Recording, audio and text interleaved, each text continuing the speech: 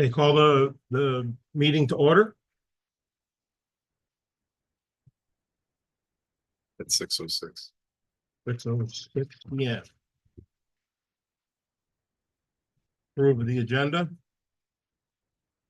Make a motion to approve the agenda for tonight. I'll second that. All those in favor? Aye. Hi. Made by Bob, second by Ben. So moved. Approve the minutes from the 1/23 meeting 25.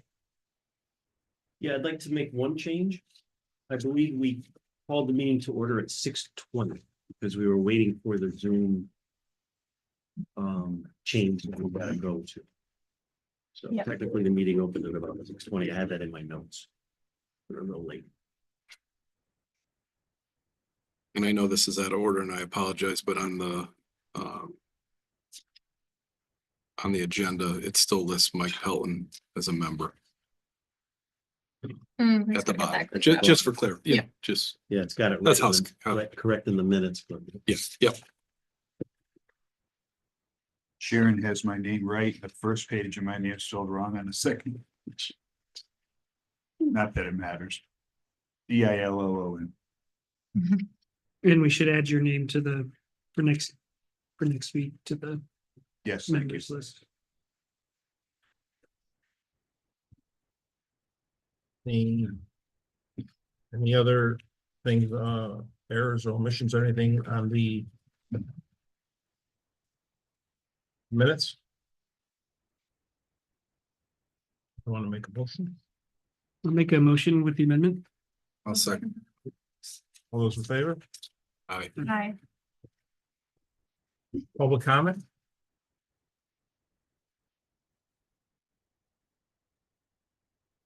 Yeah.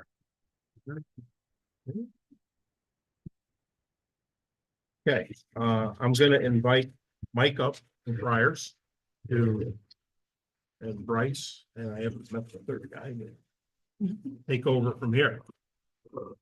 And just to say, maybe if we could kind of keep our questions, let them roll with this thing tonight. We get to absorb this whole thing. You know, and then we can start dissecting, tearing apart. Right? Yep.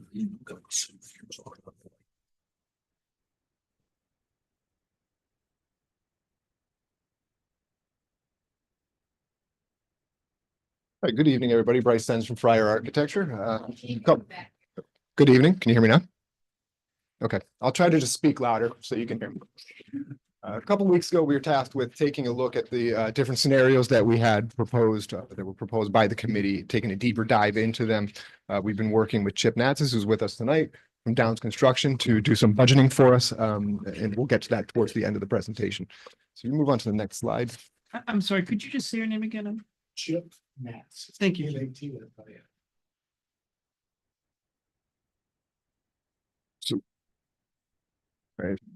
I'll do my best to describe what's on the screen. It looks a little faded from the lighting in here, but Some of these, try that on the right. that help? Is that okay? Yeah, thank you. Because we began looking at the three facilities in question, Brownstone, Gildersleeve, and Valley View. And doing a little analysis on the existing square footage. There's been a lot of discussion over the last few weeks about the existing square footage and what they actually were. Just because of discussions over the course of the last few weeks. So what we did was we took the existing blueprints that we have, old blueprints, hand-drawn, just to make sure we were right sized and we were looking at the correct information, presenting the correct information. Valley View and Gildersleeve both checked out in terms of the numbers that we have been looking at and using. Within 100 square feet, a few hundred square feet of one another. We did identify an issue with Brownstone previously when we had been working. We were working off of the old blueprints that had some items that were misdimensioned on them. So when we trace these floor plans, we take the existing plans, typically use a dimension on them to scale these floor plans. Unfortunately, these hand-drawn floor plans through this string of dimensions here had some discrepancies in them. One dimension would come to 3 feet. We'd scale out the next one that should have been 7 feet. It was actually 8 feet or 9 feet. So through a combination of using these floor plans, using the assessor's database information, and some good old measuring with masonry dimensions, we have adjusted the square footage of brownstone. There was about a 6,500 square foot difference in them. So if you move on to the next slide. So through that process, we have determined the following square footages, which we are going to be using moving forward through this process. We've identified both the gross square footage, which is measured to the outside face of the exterior walls, and the net square footage. The reason net square footage and the square footages are in red is because the net square footages are the square footage that the state uses in conjunction with their allowable state space standards to size these buildings correctly. So we'll be using for Valley View a square footage net of 39,987 square feet. Gildersleeve, cut off there, is a net square footage existing of 48,931 square feet, and Brownstone net existing square footage of 60,392 square feet. Thank you. Next step in the process for us was to take our enrollment projections, which were provided by a demographer in 2020, I believe, to determine what the allowable square footage over an 8-year period, the maximum allowable square footage was for the each school and each grade by grade. So it turned out the year of 31-32 is your highest projected enrollment. So those are the numbers that we used to determine the allowable square footage according to the state of Connecticut and their compilation of space calculations. So what you're seeing here, these two spreadsheets are from the state of Connecticut. You take these different values for your projected enrollments and you plug them in grade by grade. It'll give you a total student count. Take that count, multiply it by the square footage allowed according to the state space standards, and then give you a maximum square footage for pre-K to second grade and third to fifth grade. We're looking at those two scenarios, those two configurations, no matter what scenario we're looking at, whether it be at Gildersleeve, Brownstone, or Valley View. So we're looking at a tough to read on this screen, but a maximum allowable square footage for pre-K to second grade of 41,125. And for the third to fifth grade configuration, 39,125. I believe there's additional slides coming up that define that number a little more clearly, hopefully. So similar to what we had done previously with the other scenarios that we looked at, we came up with a graphical representation of how these different configurations and layouts work in each different location.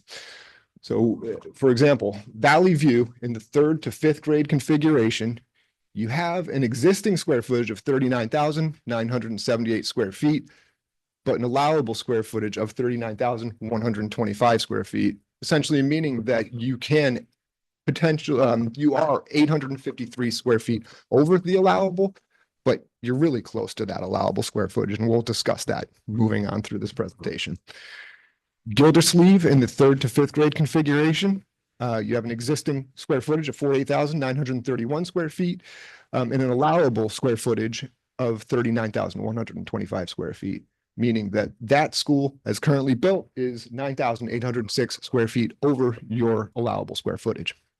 Brownstone, same allowable square footage, again, because it's the third to fifth grade configuration, 39,125 square feet, and an existing square footage of 60,392 square feet, which essentially means you're 21,267 square feet over the allowable square footage in the third grade to fifth grade configuration. Next slide, please.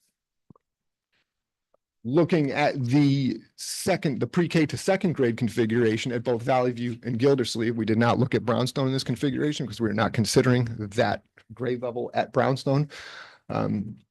Your allowable in that configuration is 41,125 square feet. This is the one scenario, Valley View, PK to second, where your school is actually undersized by 1,147 square feet, meaning that you could potentially put an addition of that size onto the facility. Gildersleeve, since the allowable came up a little bit to 41,125, in its existing construction configuration is 7,806 square feet over the allowable at your pre-K through second grade configuration. Next slide, please. So with that information, we started looking at each school and the different options for the school that we've discussed over the last few weeks, the last month or so with this committee. Looking at option 1 for Valley View, this is the option where you were under your allowable square footage stated right here. 1,147 square feet under your allowable square footage. So we looked at a scenario of renovating the existing facility with a small addition onto it. Our thoughts with this configuration were to provide this small, approximately 1,200 square foot addition off of your existing gymnasium, which allows you to place a stage, or what we call a platform. Anything over 1,000 square feet is considered a stage and requires special smoke evacuation elements due to the code. So if it's under 1,000 square feet, it can be considered a platform for performances. It'll be adjacent to the gym, open to the gym. So we'll be creating a gymatorium, if you will. And we can reconfigure the existing stage down to that end of your existing gym, which can be re-given to the gymnasium to provide a proper facility there, which has been discussed numerous times over the last few weeks. We looked at doing a renovate as new configuration within the existing square footage, considering the fact that with a new curriculum, new requirements in this school, some of the classrooms may not be right sized to the new curriculum requirements. Especially if we're going to put a pre-K to second grade school in this facility, we sized out the classrooms at 750 square feet, I believe, as they exist now. Typically, a pre-K classroom, kindergarten classroom, and even first grade classroom are larger than 750 square feet. We haven't gotten in depth on that analysis, but we just moved forward with that line of thought. Option 2, your 3rd to 5th grade configuration at Valley View is essentially right sized for either one of these options, with a small addition or this option, which is 853 square feet over the allowable. Mike and I have talked about this. Good chance that we can talk to the state. The state does at times offer space standards waivers. If you are over 850 square feet, 53 square feet isn't a monumental number to exceed your allowable. So we could have that conversation with the state down the road and get them to provide that waiver if possible. So this scenario is a straight renovate as new of the entire facility. Renovate as new, meaning bringing everything up to code, bringing all your accessibility elements up to standards, replacing the shell, the shell of the building, including the roof, to bring everything up to the energy code as well. Next slide, please. So as we move through the different options for each school, as we move from school, you'll notice they get a bit more complex based on the facility, Brownstone being one of the most complex, and you'll see that when we get there. Gildersleeve, since, as you saw in the previous slides, is oversized in its existing state, compared to these different pre-K to 2 configurations, 3 to 5 configurations, would require some type of demolition to it to bring you back down to the allowable space standard according to the state. So in option 1, the pre-K to 2 configuration, we are 7,806 square feet over. And our first thought was you have a set of portable classrooms back here. That is your low-hanging fruit for demolition. But just demoing those classrooms, that classroom wing, the portables, doesn't get you to your allowable square footage. We would need to take an additional portion of the building off. So what we did was we looked at the existing column grid in the facility, found a nice column line that we could use. I believe this was 2 or 3 classrooms right here that would come off as well, but they would be demoed along that column line for a nice clean break to get this building down to right size according to your allowable square footage.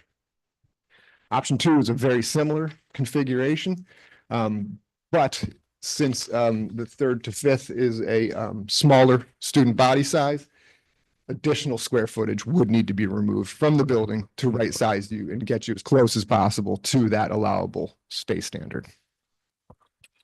Just sure. That's not necessarily a bad thing to. This is not necessarily a bad thing to do because this is where the water problem is on that site, right? That's where we have to reconfigure the drainage on that site anyway. Just Good point. All right, next slide, please. Okay, brownstone, as I said, they get more complicated based on facility. We have actually come up with 3 scenarios for brownstone that we'd like to walk you through. Again, as you previously saw in the slides, brownstone is oversized by about 20,000 square feet. We're in that range, 21,267 square feet over your allowable as it's currently built.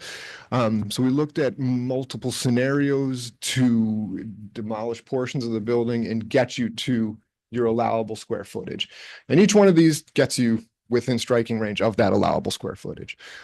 Option 1, this one reads across this way because you have your 3 floors, you have your basement, first floor, and second floor.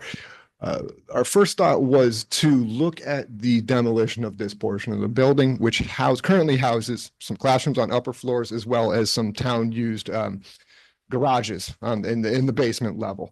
The thought process behind this was to, if you eliminate that portion of the building to get you to your right size square footage, it opens up the opportunity to, 1, it opens up room on the site. 2, it opens up the opportunity to take that playscape that you have over in this area of the site currently, in the fenced in area, and move it into this area, nestled next to the building, safer location, protected by the building, naturally protected by the building. It also opens up the site for better circulation, for drop off, bus circulation, etc.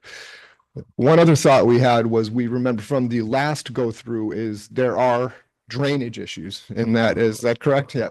There are drainage and flooding issues in that little courtyard that's currently created here. I think there's one catch basin right here, and it gets backed up. If I remember correctly, that water backs up into the building on occasion as well. Yeah, we do have another side. It's actually the entire property. Okay. The southern side also into the cafeteria. So the thought there was, with this, we could rework the drainage in here, rework the grading, make sure that we're avoiding that issue. On the first floor, a portion of that existing extension or addition onto the building that's not part of the original construction would also be demolished, again, along a column line between the 2 portions of that building, and same on your 3rd floor. We do have, on a slide coming up, we have a breakdown of all these square footage and how they shake out in terms of relation to the allowable square footage. Option 2 is very similar, but it includes the demolition of this entire wing of the building on all 3 floors, which gets you to about 6,000 square feet below your allowable square footage. So we're proposing in this scheme a addition, 2-story addition, about 3,000 square feet each on the 1st and 2nd floor, to get you back up to your allowable space standards. In both of these 2 scenarios, we have suggested turning over the auditorium, the existing auditorium, to the town for town use. So it would not, this square footage in this blue area is removed from the square footage of the building in the eyes of the state.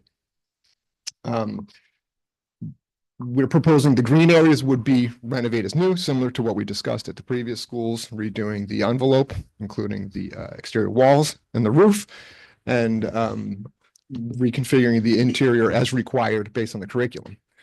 The yellow area in both these scenarios represents the original construction of the building, which we are intending to renovate as new, however, keep the existing envelope, keep that beautiful slate roof on there, and your exterior walls as well, and window configuration.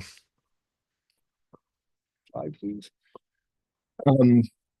Trying to think a little bit differently in this 3rd scenario for brownstone. What we looked at here was reusing of your auditorium on the 1st floor. We understand it's a beloved space. It is a beautiful space, but we haven't dove too far into this, but in concept, one of the thoughts was that we could take that auditorium space, remove the fixed seating, level out the floor, use it for potentially a cafeteria that cafeteria use, but keep the stage in there. So it still could be used for public gatherings and considered a cafetorium.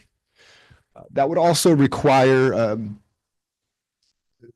rework to the area below it, which is currently your cafeteria, something we discussed with Chip Downs, requiring if there's requires structural upgrades to it to support that new construction up above it. Otherwise, we're also, for this one, still considering the demolition of this building, which was added on to the original construction at some point. So this one does, again, similar concept, gets you within striking range of your allowable square footage as prescribed by the state of Connecticut. Next slide, please. So as I discussed, this is the summary sheet of all of these different scenarios. You see, we have quite a few different options. PK to 1, PK to 2 at Valley View, same with 3 to 5, along with the estimated costs that go along with those different scenarios. Mike, did you have, before I hand it over to Chip, I know this is hard to read.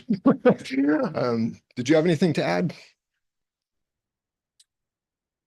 No, I think you've hit all the points that we wanted to hit so far. Okay, so I'm having a tough time reading these numbers, Chip. I don't know if you remember off the top of your head.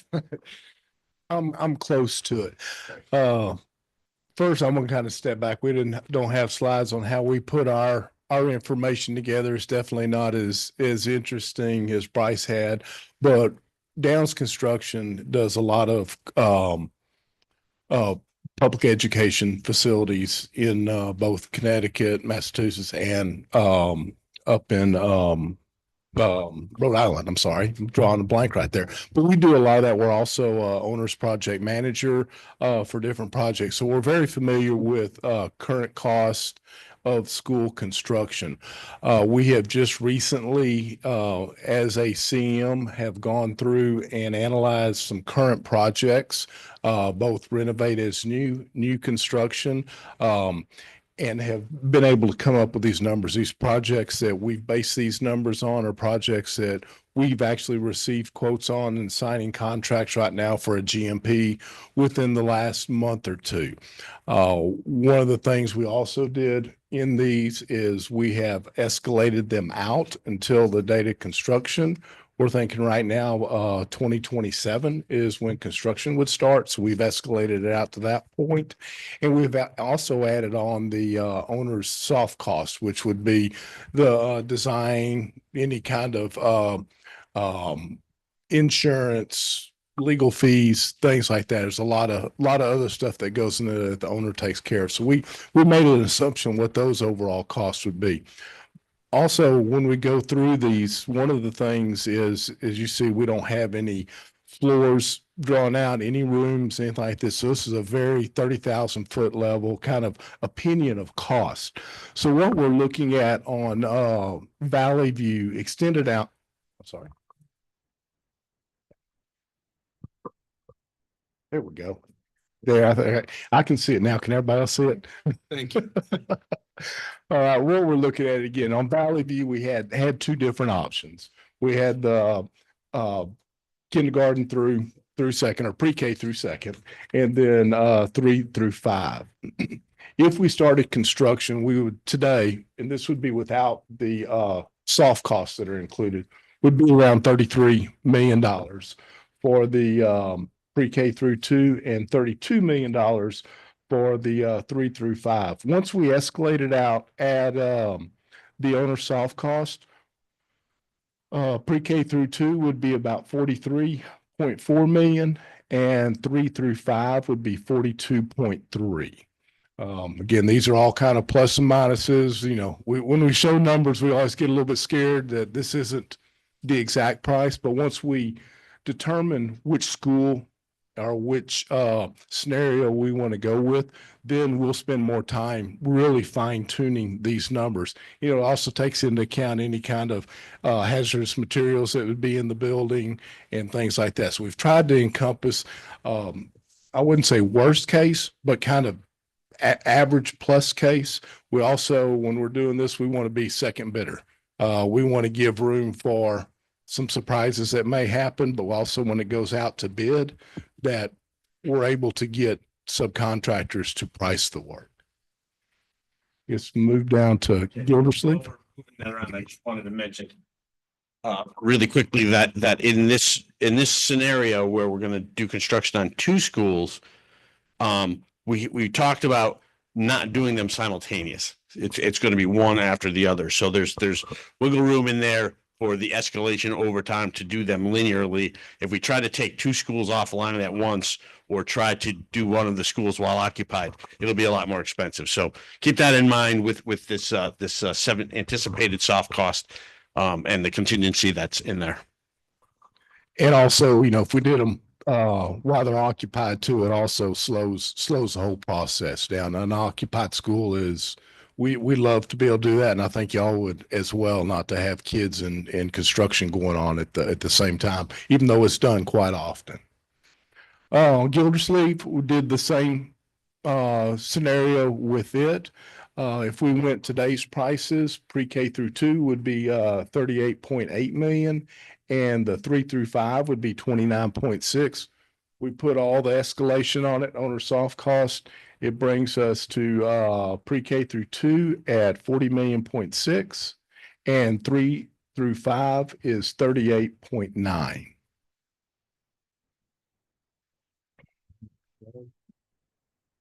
And it's down the far left corner.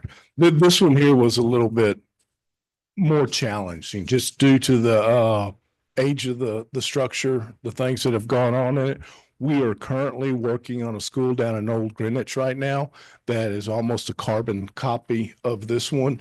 And we actually got pricing in on it last week. So these are real accurate pricing for what we know right now. Same thing with the 3 options, leaving the auditorium, giving it to the town. We're looking at option 1 in today's price of 37.6, option 2, 37.5, and option 3 of 36.1. So relatively, speaking, all those different options are close to the same cost at the end of the day.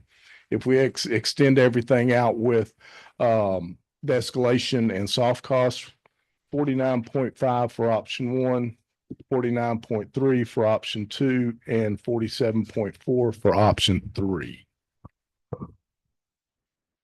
And, this is one of those things that once we decide the best way to go, we'll sit down, they'll start drawing things out, and we'll be able to fine tune these numbers. Is there any questions I could answer for you? I'm just curious on the Valley View. How are we gonna achieve 18 to 24 classrooms when it currently has 13? So if you took the design of a school and you said, how could you design it the most inefficient way, square footage with the least amount of classrooms, I think we can all agree that's Valley View. Sure. So now I want to know how I have the assessor's card with me, which shows the dimensions and shows everything. I struggle to see where you're going to now double the classrooms. So I'm just curious, that's what I need to see. We can put this 30,000 foot projection out there, but if it's not doable, for example, unless you're cutting the library in half or what the Sure. media center or whatever, these are the things I need to. Yeah, and that's the next step we're going to investigate. I know Mike and we asked the same question, but it was about Gildersleeve, unfortunately. Okay. We took the student count, divided by 25 students per classroom or 24, whatever we use, and Gildersleeve, even with the demolition that we were proposing, the classrooms came out, I think we needed 13 and they had exactly 13 left. Haven't gotten to that. That was a quick counting real quick. When you say needed 13, there's no scenario that we need 13. We need 4 grades in one building. We need 3. Again, I'm hesitant to throw out numbers because this was just a discussion we were having at our desk, but No. I don't want to throw out numbers, but so when we're done, we need 1 building to house 4 grades and we need 1 building to house 3 grades. I need to see what it looks like. I mean, if it And that'll be doesn't the work, next and step. I've Yep. lived my whole life. If it doesn't work on paper, it doesn't work. I'm sure you guys, we all draw things for a living. absolutely. That's what I needed. How are we doubling the classrooms at Valley View without a massive addition? And that have to be the next step of us digging into this whole process. Because Valley View will need 4 grades, so I need to go to 24 classrooms. State statute says 6 classrooms per grade, right? In order to be a No. legal grade. No. No, How many? 5? Because we No. have some that have 5. No, Okay, it's, what is it? 24 students per grade. So 20. No, we don't do that. We do 18. It depends. Kindergarten and first grade, we've got, 14 to 16, 17 kids per grade in. Right. In second, fourth, Yep. grade, that increases a little bit. Yeah, We definitely Yeah, don't, we don't have 24 kids in a classroom. We'll need to get those numbers. Yeah. Kids per classroom, and it's basically, you take your enrollment projection, take that number, divide it by kids per classroom, gives you your. So just, so we're assuming it's 100 per grade. Yeah. We don't like to go above 20. So Yeah. even if you want to call it 5 classrooms per grade, Yeah. we can, it's pretty easy to figure out. We need Yeah. a minimum of 20. Mhm. And I've always, back when I was on the Board of Education, we always assumed 6 was a safety net, having a spare classroom. Because if you go 18, you already need the 6th per grade. sure. So I need to see a scenario where we physically have the rooms. I think this is great. But I'm struggling to see where we're gonna double the classrooms at Valley View Right. without So- an addition. So just to comment on that, and you're exactly right. The point of this is that we're giving you the space standard, and that size class, that number of classrooms fits into these space standards. We haven't reconfigured them, but we have carried the cost to knock down those non-bearing walls in the building and reconfigure it. We just have to stay in your footprint. I mean, we're taking out the outside walls, we're taking out the roof, we're taking out those interior walls. We're gonna have a structural steel frame and a floor slab essentially at the end of this, and we got to reconfigure it. When you guys send us down a road and say, I want you to look at this scenario, I want you to look at this scenario, we will come up with a floor plan, share it again with Downs, and they will cost estimate the actual design, very similar to what we did the first time. We simulated 15 different scenarios, and when the committee said, let's price out this scenario, then we did the deep dive, did the uniform at cost estimate, counted up linear feet of new walls, type of wall types, all that kind of stuff. Right now, this is kind of a comparison to show you if there's any big differences between scenario 1, scenario 2. You can see that there's really not. What's important, I think, in this lesson is to see what the big picture is going to look like for your master plan and what's going to cost you over time. So, and then when you have that in your head, it's like, oh, we want you to look at brownstone, and that's our next slide, actually. So you want to just get to that slide? Yeah. Let me just get to that. So what we put together here was just, again, quick 30,000 feet above ground level estimates here of 2 different scenarios. And if there's a third scenario, we can calculate it out pretty quickly for you. Of scenario 1, Valley View, a PK through 2nd configuration, Gildersleeve 3rd through 5th configuration. Took the numbers that Chip had put together, add them up for those 2 configurations to $82.3 million. And then use your 51.07 reimbursement rate from the state of Connecticut to determine cost to the state and the cost to Portland. Very similar fashion. We did the same for a second scenario of Gildersleeve PK through 2nd and Brownstone 3rd to 5th at a cost of $88.1 million total. Cost to the state of $44.9 million and cost to the town of Portland of $43.1 million. And this is a good time to mention that if you choose one of these scenarios, we put the cost estimates together and then we actually go to the grant. You're going to see that the cost of Portland is going to be higher because it's going to be, all of those contingencies are going to be considered not eligible until we spend them. I just want to make sure I remind everybody of that so it doesn't happen again. Could you walk me through the scenario just so we all understand it? I'm sure everybody else is thinking this. So when we are slightly over, what would be the penalty if we just chose to keep, like, one of the schools you mentioned was 1,000 square feet over, under a scenario, and I don't remember which school it was. What would be the penalty for that 1,000 square feet, whether we renovated it or not renovated? Is there a penalty? Yeah. Walk me through that scenario. Well, going back to what we had discussed earlier and what I had mentioned earlier is there's a very good likely chance that we can talk to the state and get a space standards waiver for that small amount of square footage, Yep. right? Otherwise, if you want to know, it would be calculated, you would take your allowable divided by the actual square footage, and then that difference in percentage or overage would be subtracted from your 51.07. Okay. And that's over the entire cost, not just a proportion of the building. Correct. Okay, so the brownstone, do we know how much so I went down to the assessor and I'm glad you guys did that. And went and measured everything, and it looks like if you include the cafeteria and include the auditorium, I come up with 46,558 square feet. Not including the basement, other than the cafeteria.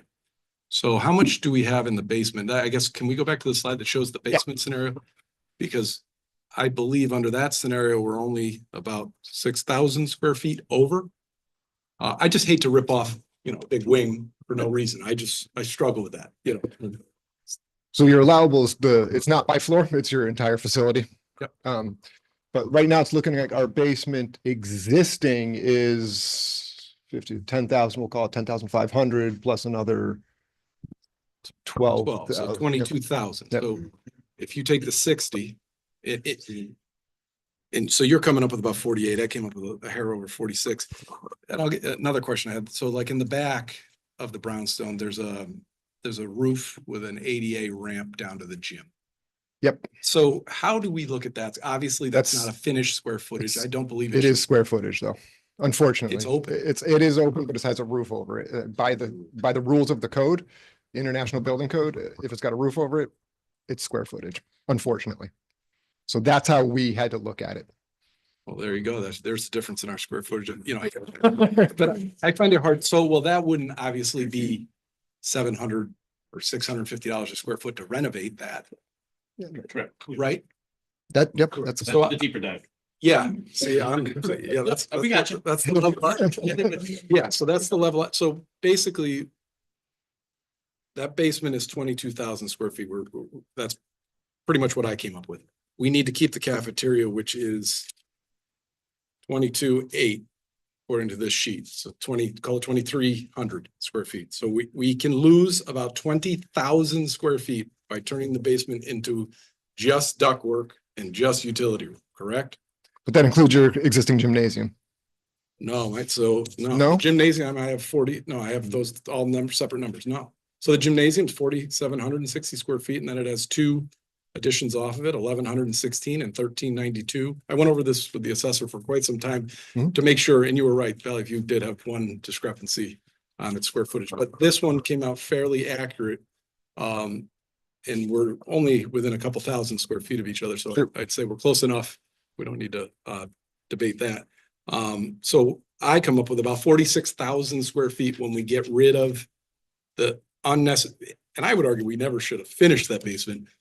That's a whole different debate, but we could easily lose it, and it puts us in a better scenario as a town for usable square footage. That puts that building at 46,000 and change with everything we need. So then if we lost the auditorium to the town, which is 2,300 square feet, we're only 3,000. So I'm trying to figure out what our penalty would be to just take the auditorium off and, get rid of the basement, and call it a day. I'm trying to come up with a scenario. You showed big millions, Mhm. 80 plus million. We're a little town. We have so much revenue. I love the fact that we are spending money. We need to. We have leaking roofs. At the end of the day, we're doing something. I just want to make sure it's the most economic way to get the best result for our children. I struggle thinking we're going to tear off big additions that are usable when we could simply get rid of a dumpy basement. And I would argue the water, and Bob helped me out, the water issue, can't we get rid of it? Isn't there a garage door down there? Block it I up, get think rid of that's it. part of our discussion. Yeah, I think we gotta okay. get through this presentation and we can talk about that because even coming down to your numbers at Valley View for classrooms, I got total different. On Valley View for square footage or classrooms? Classroom. What do you got? What'd you have, I 13? went by what he said at the You have last meeting, 13? 13. Yeah, so there's, if you look at the diagram, Yep. there's 23 usable spaces, but you have to take off the gymnasium and those that are listed. Okay, We had a 15 number. I could see space enough for classrooms at 18 now. Much smaller classrooms in a PT area or a Well, they have- special ed area and stuff. they have to but- be bigger according to them. Our It's classrooms very are- important for them to break that. Classrooms, Yeah. PT classrooms, special. So ed those could classrooms. handle probably 10 or 15 kids or whatever, depending. So I think the critical portion of this is that, yes, that's that next layer where they're gonna have to really look at that square footage and be able to dissect it based on the number of kids that we need to educate per classroom. Or per class, I should say. Well, I think we should, Yeah. I think as Because I a think group, it's gonna be big. as a group, we need to let our architects Yeah. know how many Right. classrooms we think we need per grade. Exactly. This is, to me, the first step you guys need to know when you're coming up with this plan. Sure. I'm just going back to the 13 number. It's more. But big picture, square footage wise is determined by overall number of students. So that's, we are working Right. kind of somewhat within. It's the 400 constraints and that 300. gives us. That's what we've all agreed to go by, correct? Can I ask a question? Actually, I've got a Sure. couple of questions. Yeah.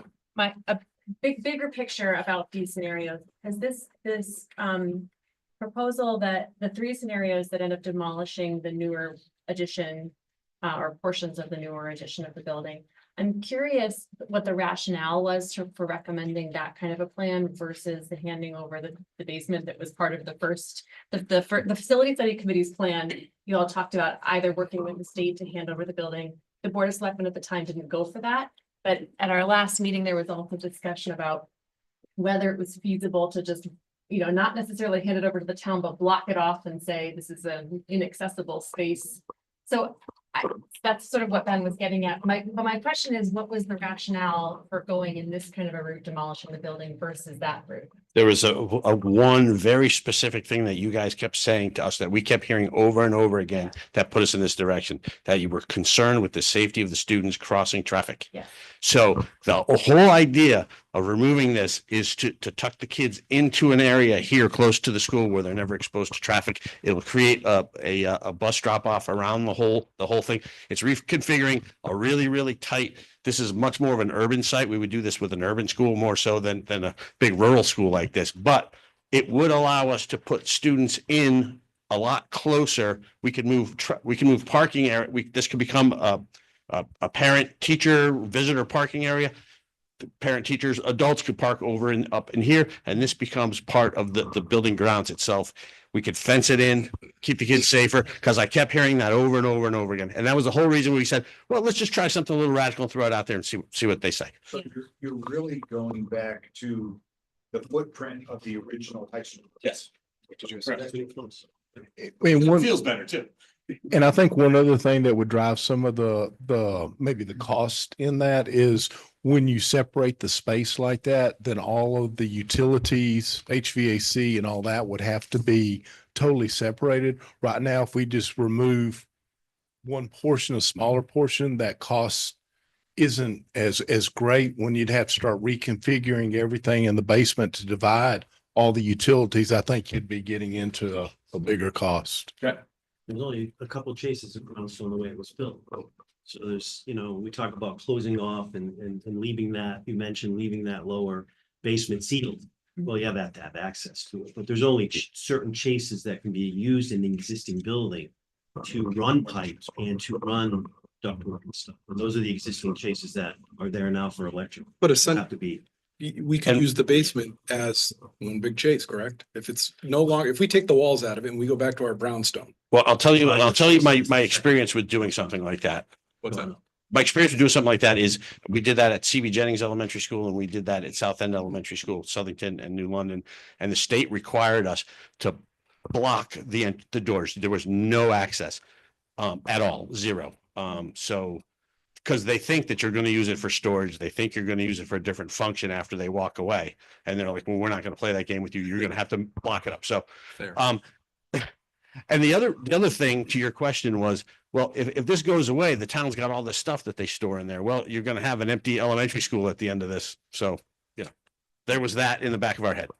We're not telling you what to do with your empty building, but just kind of throwing it out there. So that was the philosophy.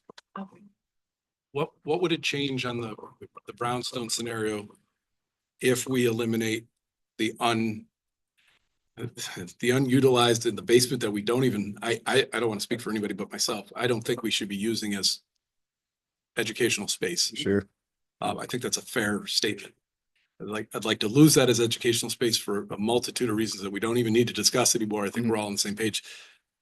If we lose, and whatever, it might be 20,000, whatever the number is, give or take. That puts us around the 40 and we were required 39. We're right there. Without Do tearing math in anything my off. head. Yep. And then back to the, and I agreed to make it safer. I agreed with that. So what I did was I actually drew it and I can bring it in. I think we should put the playscape to the left of the building. We should have a fire truck access through it and emergency, keep that curb cut with a, removable barriers so the fire truck could go through if they had to, and move the parking lot to where the tennis courts are. It's in my opinion, the most feasible and doable scenario without tearing off half our building with the best windows in our town. So I struggle with, why are we just eliminating the basement on the brownstone scenario? That's where I'd like to start. We need to eliminate, we do not want that square footage, period. Is everybody else okay with not using the basement square footage in the future at the brownstone? For educational purposes? It was originally a block basement that floods. I don't think it's a good space for our children, period. It was always, it was shop, it was home ec. Yeah. And that's essentially what it was, and the cafeteria. In a boiler room, you got a boiler room down there too. The problem is it's messing up our scenario because it's counted square footage, and I respect that. We need to either make a decision to correct that. There's no reason to leave it under no scenario do I see us wanting to renovate that basement and use it again. So we need to discuss that. That needs to go. And if I'm just the only one, Yeah, in these So, scenarios, yeah. Like on the side. There is, we yeah. should not count the basement square footage in any of these scenarios, because I don't believe we want to renovate it as a town. Maybe I'm wrong. I don't want to speak for everybody, but I find it hard to believe we would want to renovate a basement space, keep that space, and then tear off and up. It's a walkout basement. It's a basement that floods, and we need to get rid of that. Well, if we were to take option number one, and I know for that basement area, which is the shop area and some storage area, that's the area that if that was removed, that parking lot lower area could be raised. We would not have to have any lower access to the school, and that would end that drainage area right there, because we would raise it just enough of a pitch to slope back to the parking lot to the existing. So that's always been something that everybody's looked at is, boy, we just love to fill this in Mhm. and not have access to those doors, and that would create a much better drainage issue there. But then again, you're gonna lose that option one basement section there, which, you know, we'd have to find other places to do those things, but really right now it's more storage than anything, but there's an awful lot of utilities and stuff in that. So I'm still, and maybe we need better clarification. Can they be an electrical room? Can they be an HVAC? I mean, every building has we do not, as a town, we're not trying to play games with the state. And I'm only speaking for myself, but I hope you guys maybe agree with this. I don't believe we want to renovate the basement of that building into nice classrooms ever again. I don't believe that makes sense. And then tear off a wing, which is above grade with brand new windows and solar sitting up top, things like that. I find it hard to believe we're not just instructing the architects at this point. I think as a group, we have to come to a consensus that maybe we don't want to renovate a basement when we have a different scenario on that's all I'm stating. So I do not want to see a basement renovation as any type of the school, unless Bob says, Ben, we need this room for X. I can respect that. I was just gonna say, to answer your first question, electrical rooms, your boiler rooms, technology rooms, those do count towards your square footage. Okay. So you have a boiler room, I think it's down in this corner right here, which would be applied towards your allowable square footage. And just to make sure we're on the same page, we're talking about this yellow space and the red space as abandonment, correct? And maintaining your gymnasium. Yeah, because you need the gymnasium and I honestly I do like you're creative on the auditorium. If the town likes that, so be it, or what. I don't want to get rid of my auditorium, but we have a cafeteria below grade, which I'm not a big fan of. Sure. So if there was another scenario to put it somewhere else, I would be the first guy to say, where are we putting it?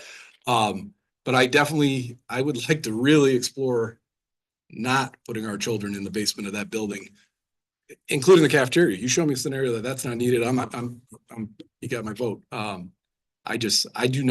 want to find a way that we're not counting that square footage. That's just my personal opinion.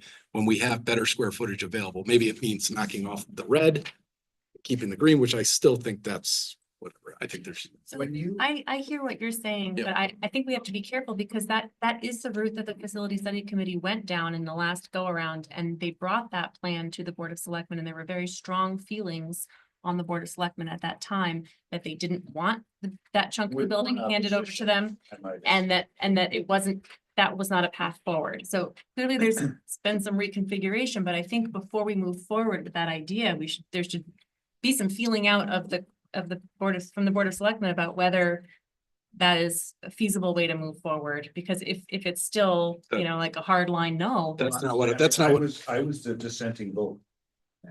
I saw no reason why we were just shutting off state reimbursement because we didn't want to keep that basement for storage or whatever. It didn't make sense to me.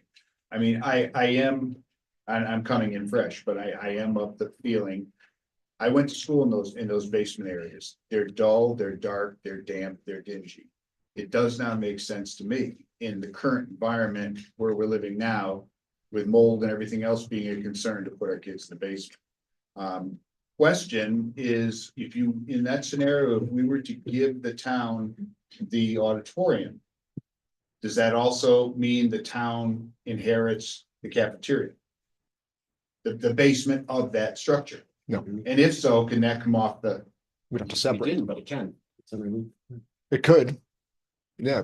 and, Is and there, I mean, if the town takes over the auditorium or any number of persons, it could be an Odd Fellows Playhouse for Park and Rec or whatever you want to do. Right. But that basement area, if the town inherited that with the auditorium, I would think that could become storage, the storage that we're talking about losing.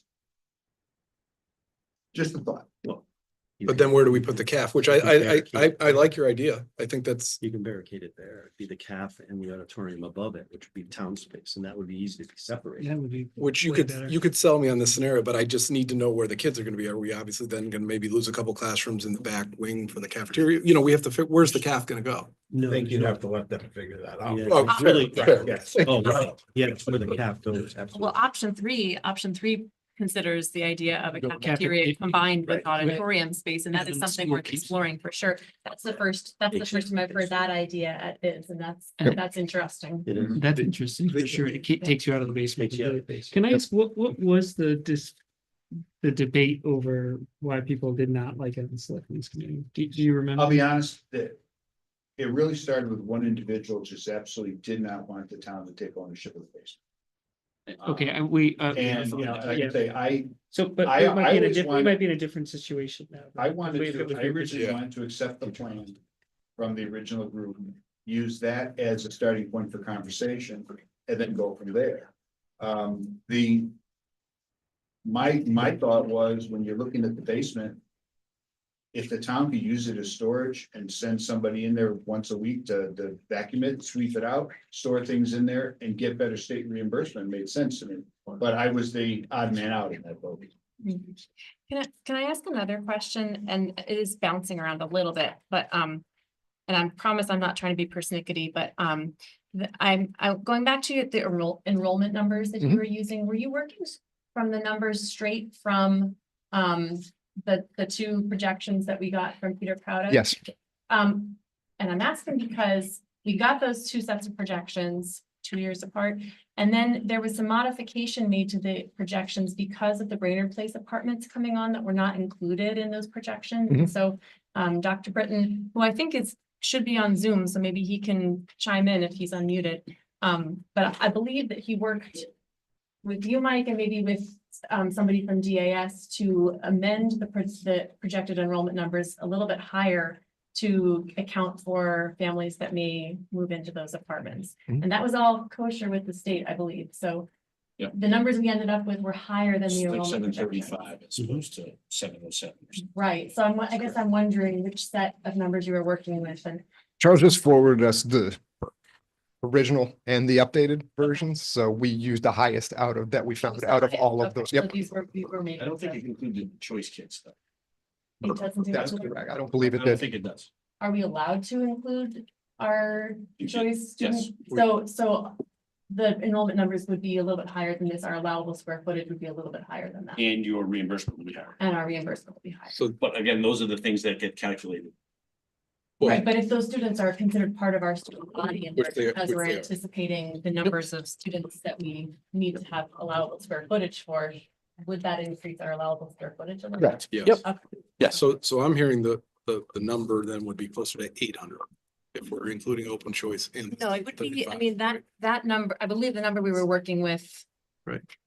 I don't know, 735. Included, Oh, it includes- yeah, whatever the number we were working with for the fall's, referendum included the entirety of the student body. Yeah, Bryce recommended that we get a final number before we finalize Okay. before we go out, before we do our final. We'll need a final number. What are you guys going to commit to for choice? Is this the product report? We're going to use all that kind of stuff, and we'll. The number we use right now, 3132, it's 2024. The state accepts it. Projected. So 32, 33. Okay. That is very- And the original question to this was, what kind of penalty space, how's the penalties work? Yeah. And you alluded to it. So if you're allowed, I'm gonna round off because my math Thank brain is not there, We're all- after 6 o'clock. If we're allowed 20,000 square feet and we build 40,000 square feet, we're 50% over. Actually, we're 100% over. Yeah. So if your reimbursement rate is, so you take that square footage, you divide it out by the allowable, and whatever that percentage is what gets reduced from your reimbursement rate. So that would bring you down to 25%. Yeah, but there is no scenario, I believe, just for clarification, if the Board of Selectmen if the town didn't want to take back over the basement space, I have no problem blocking off whatever Bob says we don't need, obviously the boiler room stays. Yeah. I just think if here we are, we're about to spend Sure. probably the most we've ever spent in one shot. Darn near it. Yeah. What was your high school? 46, right? Okay, yeah, so 48? yes. Yeah, 53, but we're gonna hit that. Don't forget, we got the high school renovation, so we're arguably gonna be up there using these numbers. Yeah. Yeah, so this is a big deal for us. We're a little town, don't have a lot of Yeah, understood. business. So we want to obviously do things as wisely and creatively as possible, as long as it's within reason. So I would definitely like to explore, and I would like this committee to think about whether we give the town for storage. I'm fine with that if they were going to, and if they're not, I'm fine with taking the walls down and paying you guys to put it right back to the way it was before we needed the space back then. We don't need the space now, nor should we utilize below grade space, in my opinion, but. If we gave that to the town and the town was to take that, I did hear a separate boiler room for that. Is That's correct. that would come back into So, the yeah, so some, scenario again, Mike? so there's this thing called scope creep that we have to deal with, and at some point in this, I'm gonna be having fun designing new stuff, but right now I'm the bearer of bad news. So, so when we turn stuff over to the town, you have 2 tenants in the building now. Tenants need to be separated with a 1-hour wall. Which is easy to do. I think we got that. Which is easy to do in this scenario, right? It becomes a mixed use, right, it's really easy to do here, right? But horizontally, that entire basement now, from the basement becomes a town storage area, and then you got classrooms right above it. Different scenario. So that's got to be a 1-hour separation between the two. So we're going to be putting money in that. And then we have to separate, we're going to have 2 boiler rooms. We're going to have 1 boiler room that handles. Please, You could feasibly add a second electrical service and do electric heat. or not even heat it. I mean, we can Or have cold not- storage. We can make the decision whether, if there's no pipes in. Speaking of electrical, the whole place has to be redone. It doesn't have the correct. It just doesn't have Right. enough. So we could certainly cut this up however you want and then do the deep dive. I think that the big picture for tonight is looking at the numbers of the renovating 2 schools versus renovating 1 school, and see where your comfort level is with a $88 million project versus a $68 million project. Well, I mean, that's That's the question, no, because we'll chase it down. we haven't got there yet. If you eliminate this basement, I'm assuming it's major savings. You're talking. Then we're renovating this. We're almost, This is not in that great a shape. it's almost taking, moving buckets over. Because you're still gonna need the same amount of square footage. It's all assumed kind of renovate as new. So the cost proportionately, you're not gonna see a real big swing in probably overall cost. I like your thinking. Other than it's above grade, yeah. Okay. Except it's Just above so- grade, just so yeah. we understand. But There's the- 2 million in the- all the scenario. What's that, For Brett? the students, what you're saying, I mean, regardless, the cost might be different or it might not be, but taking the students out of the basement at the end of the day, there's a benefit. Yeah, I'm gonna struggle. You're gonna struggle to ever convince me that we should be putting them back in the No. I basement. see what you're I saying. don't know that anyone's trying to make that Okay. case. No, no, Well, no, we- well, We agree with it. we're not, we haven't eliminated the square footage from, Yeah. from the equation. We need to come up with the We were correct number. simply, I think that if we, so our discussion was turn this over to be play area so the kids aren't crossing traffic. Yeah. We Because appreciate, we we heard that over and appreciate, over. we do appreciate. I that. like that idea. And the idea You've here been was listening. if the. I talk really loud so they can probably hear me all the way to East Hampton anyway. The lower level here, we were gonna put the classrooms so that they all had light. Cause this front, there's no light. That's a deeper basement and right. And your boy, so anything that doesn't need light would be up front and all the things that need light and air would be on the back side of it. So I don't think it would be as dramatic or drastic as you think. I mean, we could do multiple strategies to get light in there and make it feel airier than it is You're referring to the basement? to the basement. Correct. Yeah, I don't, once again, I'm just one up here, but Yeah, I don't- get it. I don't see the basement scenario being a. Yeah, we were just trying to solve a different Yeah, problem. No, and I love that. I love that you're coming up with good And options. I understand taking the addition off the back, you to get light into the basement, but you still have that water problem. Yeah, and if you raise that level of the back, you'll lose some You of can get that rid of all that. Yeah, lighting side. Right. and you get rid of the water issue. Your, So You know- windows are gonna be. Let's face Yeah. it, people in this town love the original building. fair to say. You know, Yeah. right? I mean, No, people no. in this town, I'm hearing things like, oh, we put new windows in. We spent $300 and something thousand on windows for the entire building. Right. Okay, so even if we're losing, and I don't want to sound like somebody out here, handing out money, but if we lose the windows in that back addition because we took the scenario when we liked option number 3, so we have a nice safe play area, we eliminate the flooding area out, we change out, we have a nicer area for the kids to play in, and we haven't done anything to take away from the historical look of that building. Because we have everything in the yellow, Mhm. we're saving, correct? Right? Yeah. Correct. And even in that scenario 3, we're still saving the gymnasium. Am I correct in saying that? All three of them, the Oh, gymnasium. is- the gymnasium stays. Yeah. So I think that's another thing that we all need to think about.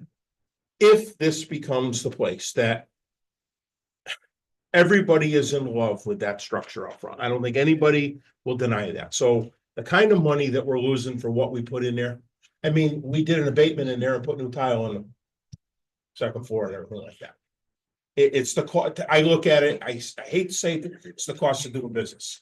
When you don't put a long-term plan together, you're gonna run into these projects Yeah. that way. That's all I want to say. Can I just, while it's fresh in my head, can I just throw another slice and dice question? We were talking about potentially the auditorium and maybe the space beneath it, if we can afford to heat it separately going to the town. But then that would take the cafeteria away. I'm recalling 6th grade, 7th grade, the hallway that borders Middlesex Avenue, that addition, which I believe was one addition, and then the one that goes across the back was the next addition. What if you were to lop off, as you're looking at it as an upside down L? If you lopped off the horizontal side of the L, left the addition along Middlesex Avenue and lopped it off that piece right there, Can you go back to the previous? that would still give you the space, like take that piece out. Okay, yeah. Because what I'm thinking is, as you go down that hall, if we got rid of the cafeteria, you could potentially, I used to be room 9, way down the end of the hall by the back doors.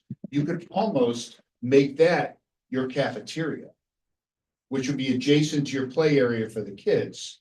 You'd still salvage that back area for the kids, but you wouldn't get rid of that whole wing. You would and that might give you a place to slide some of the stuff back in.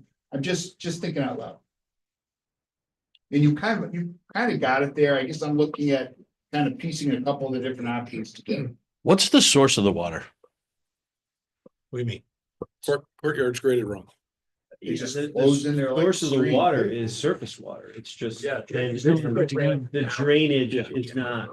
Yeah, there's a catch, there's a, It's because of You the might- openings it in the doesn't basement. move They quick opened, enough. they opened up that wall. If you block that wall back up, Too you much could. volume, One not enough. Right. It just doesn't move this. One catch basin, right? Yeah, there's a couple, Tiny. but they're undersized and they're moving into private property now. That's- And it wasn't a problem until this was built. we don't know that. Well, true. It's a dam though. None of us here. are, you know, It's a dam. Yeah. It created I a can dam. tell you that They're garage, mopping the basement or not. option one, the red area where the garage is below it, option one. Nope, second, next, I'm sorry, first floor. Yeah. Go to that option. See where you got the red? Yep. Okay, It's still the shop. there's been 3 feet of water in that part of the basement. As well as on the other side where the cafeteria is, That's a big. probably about 2 feet of water in that cafeteria. I've seen that. Mhm. Thank God it didn't happen when I was a director, but it never did. When it started raining at night, I'd be like, oh my God, it's raining back. Right. But, it did happen when I was, clean that up. Right. One more question, if you don't mind. So obviously we need to fine tune what square footages were allowed, and at this point, are we considering? Because nobody's voted to move sixth grade up. Does that count? Could we count it as part of the brownstone? In the scenario or part of? Right now, we've created a scenario with up to fifth. We've thought about moving sixth grade up, but legally we haven't. Yeah, we did. No, Forwards. correct. Yeah. It would, actually, I think we'd be under it. Because No, I'm saying, If you get- shrink the square feet that you're over the allowed. well, I think we would actually be under, because if you eliminate the basement, I come up with about 47,000 square feet. And I still keep the cap. Where it is, I'd like to get rid of that. My point is, are we, bless you, are we entitled? Because as of now, sixth grade, Six back. we have, no, sixth grade currently. The answer is- The back, We talked about this a lot in the last committee yes, and that's why I'm asking. the question was if sixth grade moves up to the middle school, you lose the additional square foot that you can buy now, because you've already taken the space standard penalty when you built the middle school and the high school. Yes, you're following. That whole discussion was, and that was why sixth grade stayed in that scenario. Yes. That's exactly why And sixth it's grade. still there. Right? I mean, that's, so that in that, what was called the mega school, that could have been smaller if the sixth graders moved up. There was a whole other grade going into that school and We eventually, there was we settled on a pre-K 5 plan because there was less expense than building a pre-K 6 school. right. That- Exactly. Yeah. Thank you. We do so many of them. She knows those numbers. Yeah. So that was talked about a lot in that, how that whole thing played out. And yeah, thank you. Isn't it about 125 square feet per, Yes. and it would be 400, give or take, if we had 4 grades there. Then when that scenario, we would literally close off the basement and we would be the exact square footage without ripping off anything. So if you go, I'm just, that's correct, but I think the construction cost goes up. Your reimbursement goes up, but your construction cost goes up why? because we're building more square footage. Okay. She building. Demolition is not cheap. Going and doing a renovation. Yeah. Mike, can I ask one more thing? You can ask all, you can ask all night. Okay, so just looking at option one, first floor and second floor thing there. At one point there, you're removing both the first and second floor where the existing original school is, right? Taking all of that off and the addition piece off the back, right? So that would be play area, whatever, correct? Is there any way to It's the easiest way. Is there any way to?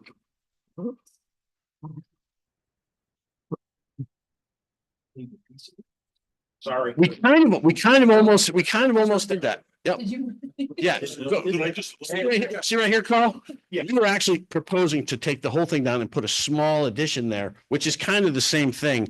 Because that building I think it'll be cheaper to build a small addition than it will be to try to renovate it, because we're gonna be cutting it out, building an exterior wall, coming in on the inside of those walls and thickening up for energy use. It's possible it's cheaper to do it that way.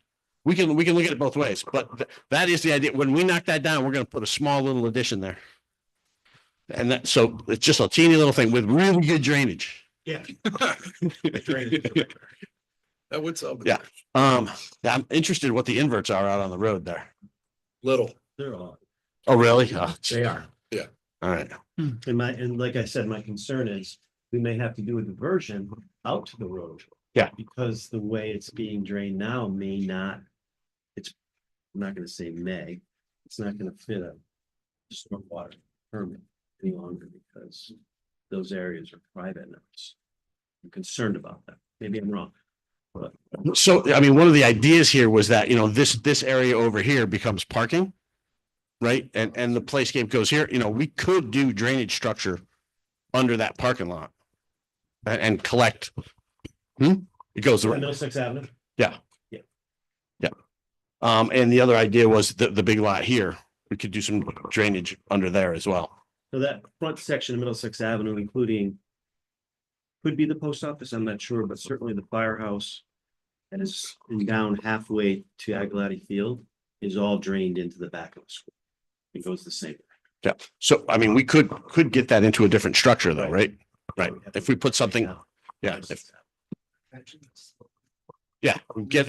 get some retention under the parking lot, collect all that in the big rain events, which we I'm not an engineer, I'm not a soil scientist, but if we're talking in the back about making that a play area. Yep. Do we resolve any of that drainage problem by putting a green space? Yeah, back some of there? your surface space gets more, less, absolutely. I think so. Your square footage reduces based on blacktop, Yeah. so you can add more and Even, still, if you put a green area there, that would break the flow that's going down into that. More importantly, the state will pay for 50% of that drainage fix. yeah. Yeah. Absolutely. Plus, Yeah. anytime you're gonna do green space, you're reducing your drainage space. Right, So, right. sometimes you can do improvements, but end up with the same amount of surface area. Yeah. That you have to drain. Yeah, we would have to do a lot of test bores down there, find out what's going, there's obviously some bad stuff going on there, but I remember in Cub Scouts, they told us not to put your tent at the bottom of the hill, right? And if you did, you gotta put a little swale there, right? Looks like this was a water collector. So, so we can play with this one for a couple of weeks. You guys go home, think about it. Let us know what other scenarios you'd like us to look at this. And then we can apply a new price to it.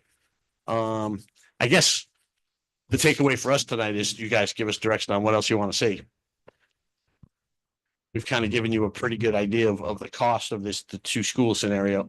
Pricing slides, one of them, the actual budgets. Interesting, they go to sleep the cheapest. We were gonna tear it down. And that's with tearing part. I feel like I'm slightly confused. Okay. Should there be a scenario 3 where there's a Valley View brownstone as well? I was wondering. Yes. Yeah, this was the charge we were given, but there is a third scenario. Okay, Yeah. There is. I just wanted to make sure I wasn't missing something. Yep. What did you say, Valley View Brownstone? Right, Okay. for scenario 3. Yeah, we can go back and look at. Cost. Can you- yeah. Right, yes, that's Right, very you true. can group your own, we can group our own No, scenario. one more back money. This one. I do have a question on Gilbers.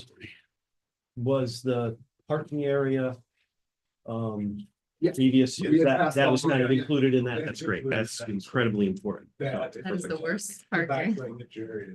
So that scenario is like 82, Drainage. parking. between 80 and 82. Those, the other slide, can you go back to the multiple scenarios, but we have the two paired schools? Or just zoom in, sorry, yeah, where you see the estimated budget, is that with the inflated cost of this, what did you call it, the soft? What did you call it? Yeah. Yeah, does that include the soft cost? And escalation, yeah. So that scenario 3 you're saying would be approximately like 40 to 42 million cost to Portland, somewhere in that vicinity? Yep, Okay. yeah. Okay. They're almost, they're all very similar numbers, similar in the big picture. I hate to say that 4 million is not worth a lot of money, but No, you know what I'm saying? Million five for that. That would be good. So one of the big numbers here would be how we build it, you know, and that's something we would really have to talk about as a deep dive. Do we do them both at the same time? Do we do one right after the other? How do we deal with the swing space? It's another level of study that we would have to do here to Well, I nail think- down the number. You would have to be one after the I- other. Yeah, I was just gonna say, right. so, You know, otherwise we're paying for swing space. Right. right, Right. does, I don't wanna pay does for this swing number space. reflect one at a time and then because we would utilize, I'm assuming we would utilize our third building and then just do one, Yeah. one a year, Yeah. whatever it takes. Yeah. Yeah, I don't think there's these cost numbers- saving. in- These numbers reflect doing one building at a time, correct? Right. Okay, and we're lucky we have the swing space. We're lucky we have the strings. Yeah, you were saying something like, could be $5 million. Easily. Yep. And you know, if we were to try to do them both at the same time, I think just you're gonna go from a 12-month build to a 24-month build, you know, working around kids, and it's just, if you don't have to do it, don't do it. No. If you don't have to do it, don't do it. The constructability side of it. Right. People are so busy right now. Anyway, that's what we're seeing out there with the labor force. And all of a sudden you start two big projects almost next door to each other going at the same time to be able to put enough manpower to that would be tough. And it would probably, just that would raise the price of the overall cost. And again, once we get the final direction, we hone down, we do a drawing for you. You guys like it. We put a cost to it. This number is going to look a little bit different because of the contingency, the way the state has us do the cost estimates. They have us put all the contingency on the ineligible side. 20% of the 15% of the project is contingency. They put it as ineligible until we spend it. And that's escalation cost, that's owner's contingency, it's construction contingency, all stuff that we will spend, but they make us report it as ineligible. So you're gonna see this number jump up, but you're not gonna spend it. About the logistics of renovating two schools versus one, because clearly we'd be looking to go, I believe, to referendum to renovate two schools. What's the process then? Do you go out to bid on one school as its own project and then complete it and then go out to bid on the second project? Or are you going out to bid on both projects together and making a long-term commitment with somebody? Like, how does that work? I don't wanna hold their number that long. Okay. I've seen it done a bunch of different ways. What South Windsor did is they put together, it was a menu and it said, we're gonna do Oak Hill School first. And then we're gonna do these two schools second, and then we're gonna do this one first. So the first referendum is voting on this one. That one passes, then you vote on the second one, because it allows you to be more precise on the second one. We don't know what the escalation is gonna be, those kind of things. So I've seen it done that way. I think if you, so now Norwich did like 8 schools all at once and they put it up and they're gonna find themselves in trouble at the end. I'll be honest with you, they're having to reduce and relook at stuff, gone back out to get student counts to try to hopefully downsize the schools a little bit, because the cost of inflation throughout the 10 years that they're wanting to build all these schools is just. Yeah, so I think the way South Windsor did it was the better way, go out to referendum with one, but as part of that, everybody's informed, there's a second one coming. And it's gonna be about this much money, so you just gotta know, this is phase 1 of a bigger thing. Everybody knows it, but you're not voting on the second one yet. It's kind of, South Windsor's, we had that meeting with her, That was Yep. scary. superintendent, and she said that when they were in the third, I think they did 4 schools. 4, yep, When they were in the third, do you remember that? In the third, that the student population went through the roof. went up 700 kids. That's right. So they had to redesign, correct? Are That's you correct. involved in The it? old building. I did the original master plan, but I did not do the Okay. student They count. actually went up and had to redesign the Yep. 4th school. Yeah. And occupy the schools that they thought they were no longer gonna occupy. Yeah, there's And there's, hope that your referendum is gonna continue to get a yes vote Oh, jeez. every year, because it could get Yeah. Yep. stopped in the middle, and they swept that up. That is my concern about if you're Very scary. if you're moving forward with renovating two schools, and if your advice would be to do that as two separate two separate Sure. referendums. Yep. like, What happens if the first one passes and you can't get your second If you one move the passed? kids, yeah, That's, and you moved kids and, I Right. mean, that is a little bit stressful to think about. Well, in the end, you end up with one renovated school and the other tools are going to stay the way they were and you end up with inequity and the other example is Southington. And they went with a plan that they love their neighborhood schools and they were way over the space standard and they didn't care. But they had such a strong school I don't know how to say it. They had, I'm sorry? Yeah, that they knew they were going to pass the referendums. They would pass them 3-1 because of the groups of people that were supporting education there. And it became a cultural thing in the town. So I don't know how else to say that. Right. So we can add the third scenario to this slide and send it back out to you for you guys. Yeah, I just did the quick numbers. It's like 92 million for Brownstone and Valley View, but less, that could be less, obviously, if we reduce the square. Yep. Could be maybe 6, 7. Yeah, I mean, we really need to, get buy-in on a scenario and then we can do a deeper dive because that's a big effort to do that dive. So who do we talk to about, like, obviously we have deficiencies at the high school. Yeah, I'm working on that and trying to come up with a safe number that we can get through a good period of years before we need to do that. I'm struggling with that, but yeah. Because we'll I mean, be- we've got that we'll get some- report.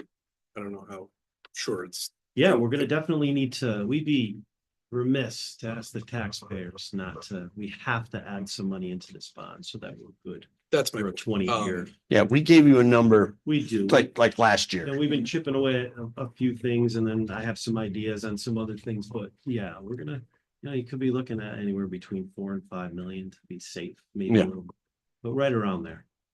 I'd You be think- comfortable with. You think that you'd be able to get it down to 4 or 5 million? Is that what you're saying? Because the Yeah, I original mean- projection, About 8, was cost a town of around 10, and that was projected out. yeah. That was We've projected made out some over- changes. Over time. This is useful.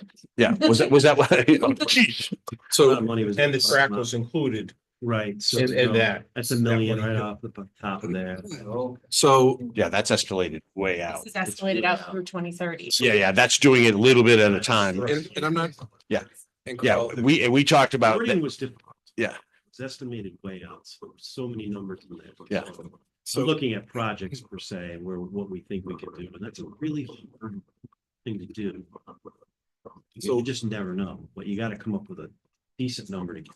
And we're hoping to tackle some of those projects through capital over the next 2 to 3 With- years. Yeah, With that I mean, 50 million the given- plan that we thought would be a really good plan for the taxpayers is to try to take some of our savings, 700,000 that we talked about, and then the money that we don't have to pay for on the bond for the school, because it'll be paid off, Mhm. and use that to chip away at that. Now, if we don't do that, that's $3 million Yeah. that I'll need.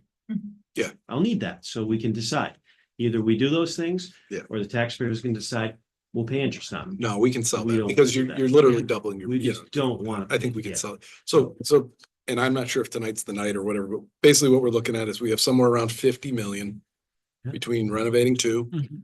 and some renovation, what we need up here, I do, give or take. So we're in that ballpark, whether it's 52, 54, whether it's 48, so we can all agree 50 is probably the fair number under that scenario.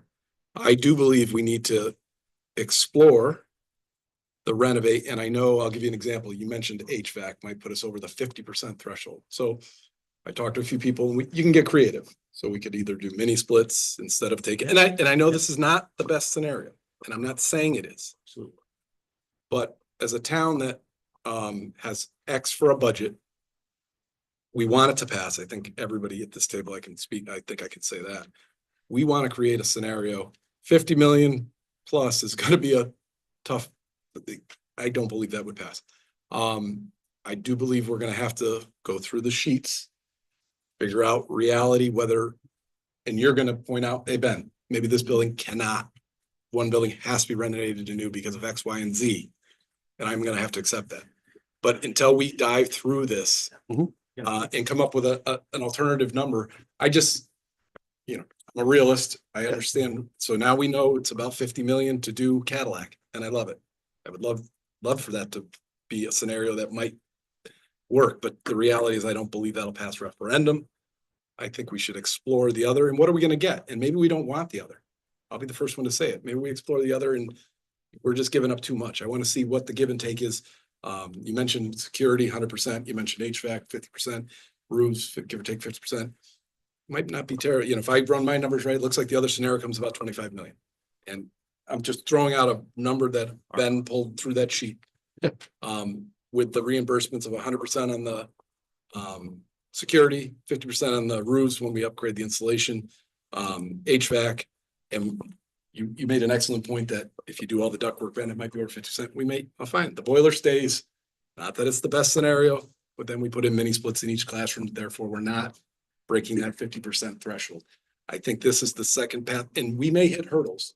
You're gonna throw 50 hurdles at me, and it may change. That I do believe. I'm to the point now where thank you so much for these numbers. We may be right back here crying. But I think our next thing we need to do is dive into the other numbers and figure out what's doable, what's not, and just for the sake of time. And if anybody has a better idea or a different scenario, I think that's where we're at. What does everybody else think? Yeah, I mean, I'll just say that, we have to. We have to make a decision on the schools, which ones we're gonna keep and which ones we're gonna not keep. And we've been there. I went through this whole process. And we had numbers in the range of our cost after state reimbursement of $55 to $60 million. That's why we ended up at 28, because we knew that wouldn't fly. So I just want to get that out there that, we're going through these numbers again, and they're very similar to what I looked at a year and a half ago. And those are the issues. To get there, say we're going to build a Cadillac. That's not really the case. Unfortunately, when you build a school, you are required by law to build it to a certain code. That costs more money than what we're used to. So we have a lot of costs that we have to do because we are mandated to do that if they're going to give you $1. First of all, besides that, if you're going to get a CO, not only from the fire marshal's office, or, we have certain codes to do, and as well as the state's got to certify the school either way. But when it comes to funding, even more so. And the square footage and everything is involved in that. So that's what kind of, you wish you can make a lot more changes, because we know we probably can in everyday life. But when it comes to a school, we got a lot of restrictions. Unfortunately, we don't make those rules, but they are really heavy restrictions. Fire codes for schools are this big. Fire codes for houses are this big. Your business, this big. Schools, that thick. Because I just got certified in that. We spent 4 months on schools. That's where I think it'll be helpful if we dive through that list and we go through each one and we figure out what triggers what. Right. I do know we'll see a lot of areas that we have to. Absolutely. Yeah, we have. I think security, I think fire, I think all that's gonna be, and some think- things that may not trigger it, we may want to do anyway. Knowing that would be good also, because that way we are familiar when we are, whatever we end up with on the tail end of this, when we're presenting, and people say, Ben, what did you just vote on? Why did you vote on a whatever $1 million thing? And you say, you have no idea what the state is requiring, and we don't have a choice, or whatever, you know what I'm saying? And we did cut, you look at what we did cut to get it down to this. But you need to know the state is requiring this and this, and I didn't know, and now we know. So I agree with you that one of the things that would be helpful for me, and this is not my area, that's why you're on this, and you, not me. And Bob. That's not why I'm on this, but so that would be helpful for me just to, or just, just the broad picture at least would be helpful for me. So for when we're trying to make a pitch and trying to make decisions, at least to have a sense of why we can't not do certain projects that people online or people in town they want to know too, I think. And I know that we had discussions on what is our ultimate job as a committee and what are we charged with. And you can't not help but think that our charges to get something passed. We've been talking about Sure. that. And part of it is just going to be just to have as much information as we can to help not only make sure we are making the best decision, but people know why we're making the decisions we're making, or at least making the presentation to your committee that we are. So I agree. So- I agree with you. Very well said. The only thing I would add is we could put on the hat of what triggers, and Mike would be able to help. If you want to be creative, which we may have to be from a numbers perspective, we can be creative on what triggers renovate to new standards and what doesn't. And I want to be clear, and the proof is in the pudding. Every renovation we've ever done in this town is exactly that. It's not renovate to new, because we've done it under certain steps, and maybe you have to close out one building permit after another. Maybe we do all the roofs at once. Maybe we do all the mini splits at once and blah, blah, blah. I'm not saying this is going to be easy, but we can either put the hat on that says, look, we can afford 30 million, 35 million, 20 million, whatever number we as a group think.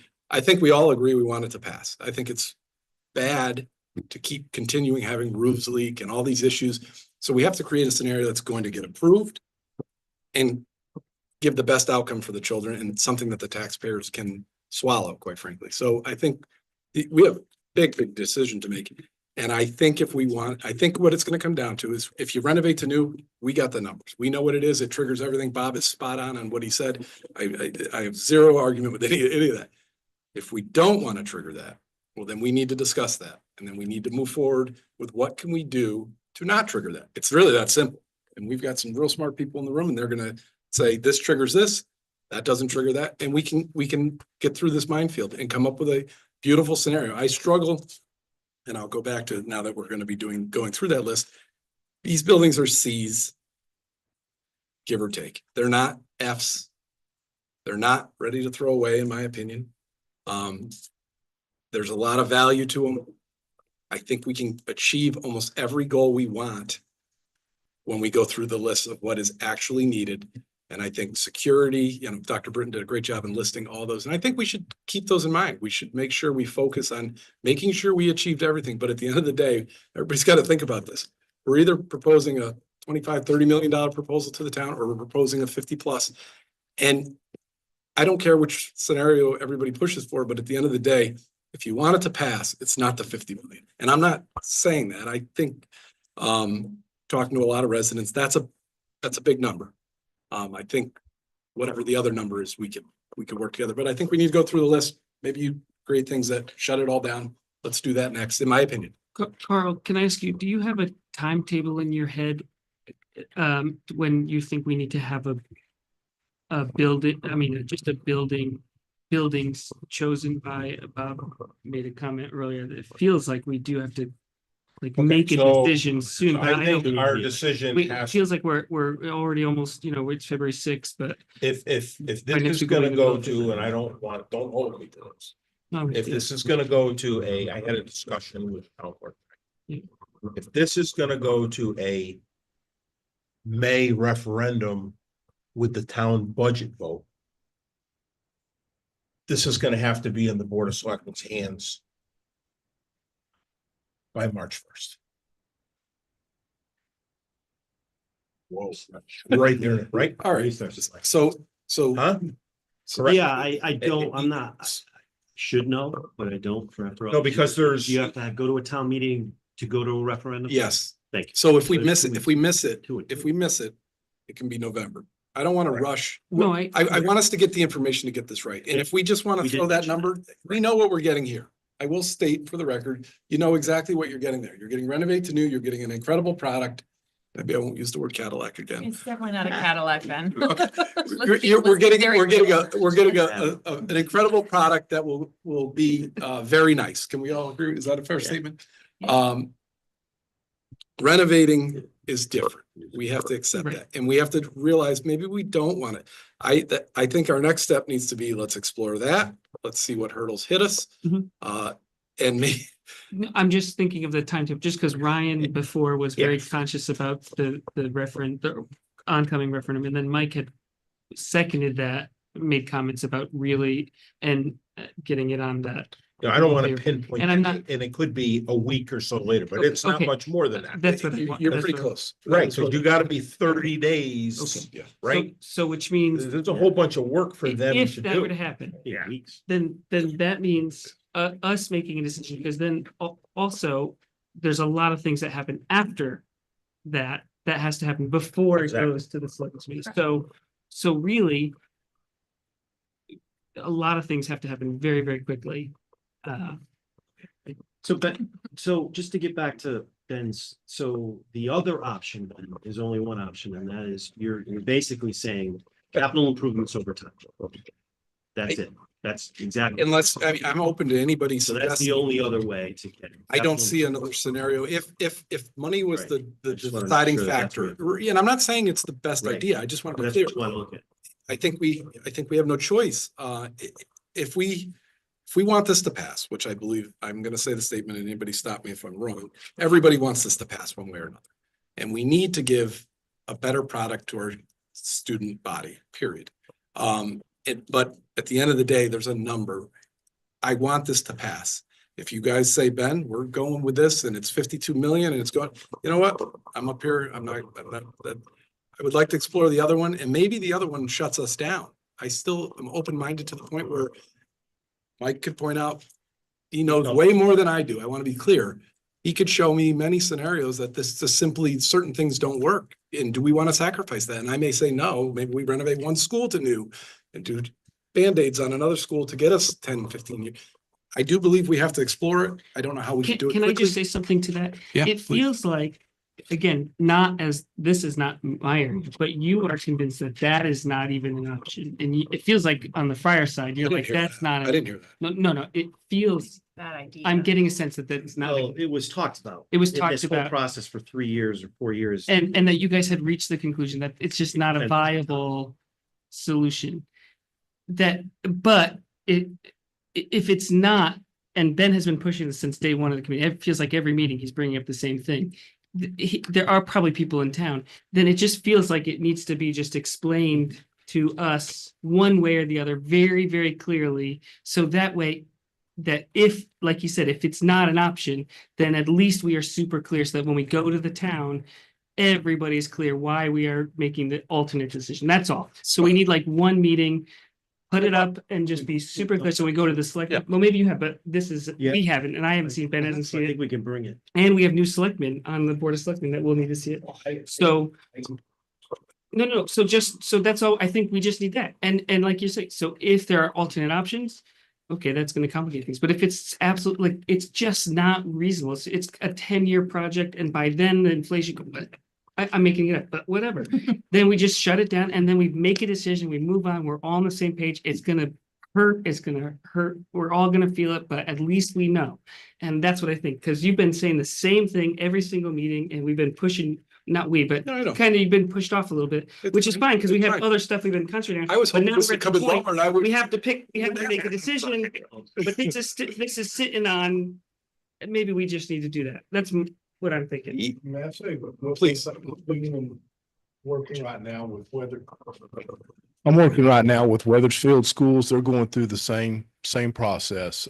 They went to a referendum. It did not pass. They've been working on this for, I don't know, probably 6 months now, having not only public meetings, just to try to find out what everybody wants. But through that whole scenario, we did run some estimates on just capital improvements.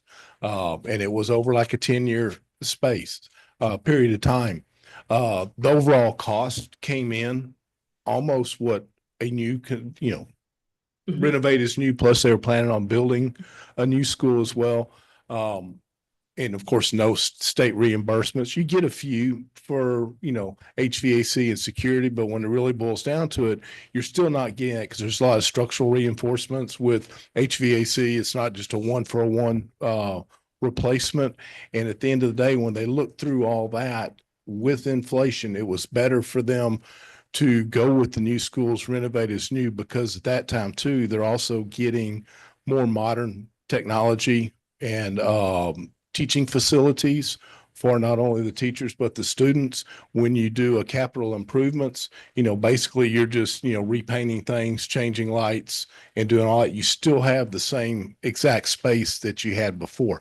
And I'm just saying that because I've been hearing back and forth on all that, and the town finally came to the conclusion, with the public opinion, that they needed to go forward with looking at, and this referendum still hadn't been put out yet. We're still working through that with swing schools and all that. And they're trying to figure out the right thing to put on the referendum, because it sounds very much like Portland, where you're never going to please both people, Right. but you're trying to figure out a way that you can make the referendum pass. Just my thoughts. And that might be true, but the big thing is, what we don't want is people to have the perception of what is that committee doing? Don't they just know that they can just replace this? And why didn't they think about that? And I think, like, we just want to make sure that we have turned over everything, because maybe that's all true, and I believe you, and we just want to make sure that we've done the due diligence so that we can. And we're fortunate that we had the buildings assessed. We have a list of every repair needed. We can go through them That's a long one. and we can, yep. And I personally wouldn't want it to go more than 5 years, unless a roof doesn't need to be changed for 5 years. Y'all schools are a lot better than what Weatherspoon has. Yes, yep, They kicked the can down the road a long time. Yeah, So- Yeah, and I made it clear from the beginning, we have Cs for buildings. We don't have Fs. I do believe we need to go through the list and decide if that's the type of product we want at the end of the day, because it's doable. But it's a different product, let's be clear. I like being transparent with everything. But that product may be what we can afford. At the end of the day, we have very little business in this town. We have certain revenue, we have X. We're fortunate that we do have a 1.2 million, give or take, that's gonna be able to cover a lot of this, so it doesn't really change the mill. We're in a very good boat there. But that justifies just so much. It doesn't justify 50 million. It might justify 25. So I think we need to go through the repairs and make a decision, whether that's the path we're gonna pick or whether renovate to new. And I think that's where we're at. Can I just ask a quick question? I truly don't know the answer to this. So there was this referendum for the high school, and it was 50 something million. Is that correct? I believe it was 50. That's 20 years ago, because it's going to be paid off in June. So if we take out another 20-year bonds, taxes, I assume if it's something similar like this, plus the high school, the mill rate would not go up, because it would be a net zero. Or I truly don't know what the answer is. So would mill rate go up? Would it not go up? Because I think that's a concern for a lot of people. They don't want their mill rates to go up. I mean, I don't either. I could sum that up. So when it started, we were over $1 million for our payment. When we finished, it was 463,000. Right. So we're on the last payment. So that our mill reflects that. Right. We would be back up to the top again. And don't get me wrong, there are variables where we could refinance, and there's a whole bunch of, we could get creative with the numbers. But at the end of the day, yes, there'd be a massive increase for a $52 million project. So Yeah. that's But that doesn't include savings. That can go back into that cost of that bond. which saving, just so I'm clear. Savings through consolidation, which we Yep. showed of 700,000 that's been out, plus the 495 if it's not used. So Yeah. technically, on a good day, Yep. there's $1 million in cash to be used towards Easy, maybe $1 million too. $1.2 million in cash that could Yes. be used towards this bond, if that's what the taxpayers want to do. That's a lot of money. Yeah, I think that justifies about, we gotta figure that out. I think that justifies about 25 million out of it. Give or which take is a- 18 to right. 22, I thought, Yeah. depending on what the rate So- is. Correct. Right. When they were calculating the, That's big.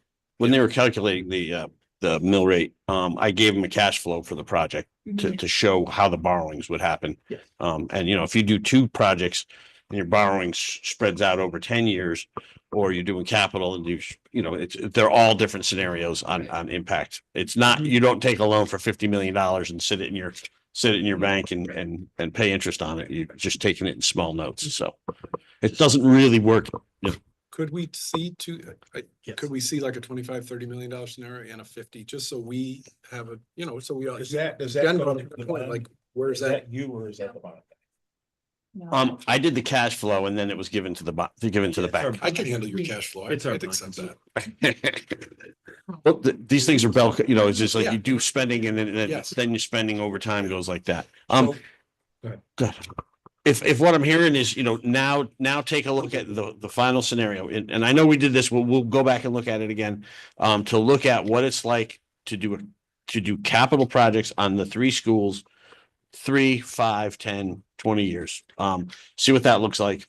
It's really gonna be addressing what they've done, plus all of the stuff that falls out from it, this replace the ceilings because we did the HVAC, paint the walls because we did did the floors, that, all that kind of stuff. And you brought up, and I'll say it again in this, a lot of that won't be covered when we go that route. The painting, the ceiling tile, these are the things we need to know.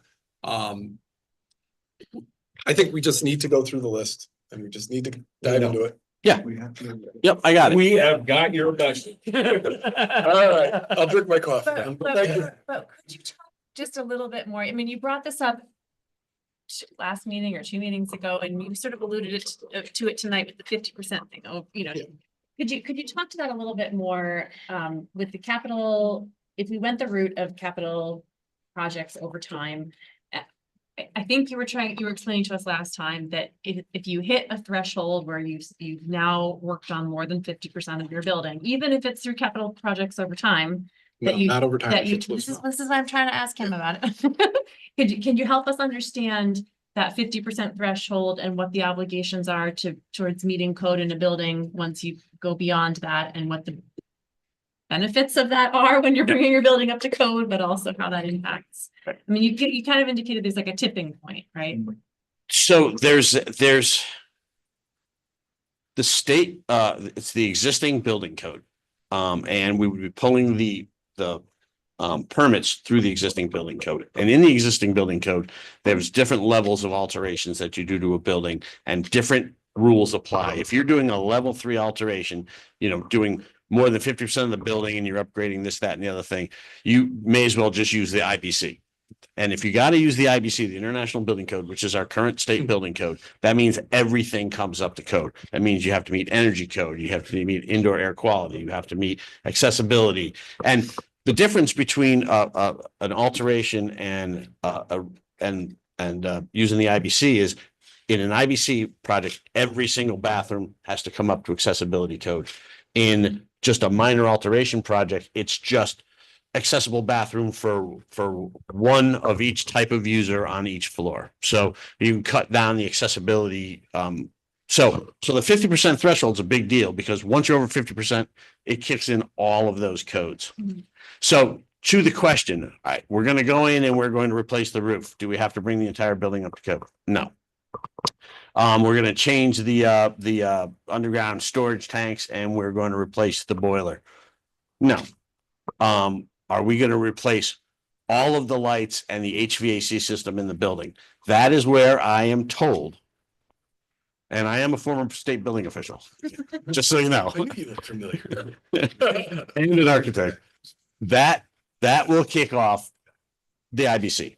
So this isn't all about reimbursement.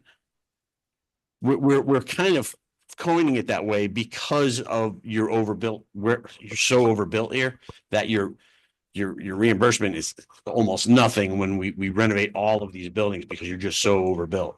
So that's why but there's all of these little things. So it's easy to do an alterations project, but they'll only reimburse programmatic changes. Then they'll do the special projects. They'll do a roof. They'll do underground storage tanks. They'll do security. For an alterations project, we gotta look at the curriculum and what's required, that Yeah. may require larger classrooms for younger kids, as we've been talking about. Special ed. Then that's not an alterations project, because you're gonna exceed that 50%, because you're messing with the floor plan that much, so it gets right up to IBC. Yeah. Yeah, I know there's a thing in residential construction you probably deal with accessibility. You got to spend up to 20% of the money on accessibility upgrades of your over, I'm going to spend $100,000 on an upgrade. 20,000 of that's got to go to accessibility issues, right? That kind of Oh, thing. if we trigger the 50%, I understand. Yeah, yeah, There's yeah. big codes in there. So my point is, we would have to get creative, and that's what it would be. I don't want to sugarcoat this. Right. We would have to make a decision to not trigger that 50%. I think that's a fair statement. And if we want to go that path, we have to, as a group, make that decision. If we want to trigger that, we can easily trigger it. If we don't, we could not, but we need to be fully aware of what we're doing. And that's it. I mean, No, I still think we so- should just go through the numbers and figure I- out if there's other hurdles we have that I'm not aware of. I'm free, so if I'm gonna understand, I mean, you're gonna give me my marching orders, but it's well within our capacity to go through all three schools and say, this is what we've figured as capital projects. This is how much they'll cost. We're gonna add a contingency on the backside of that for stuff that's other things that are gonna have to happen because of that. And come up with an overall price. Over time, escalate the stuff that's out. How long does it take you to do that, Mike?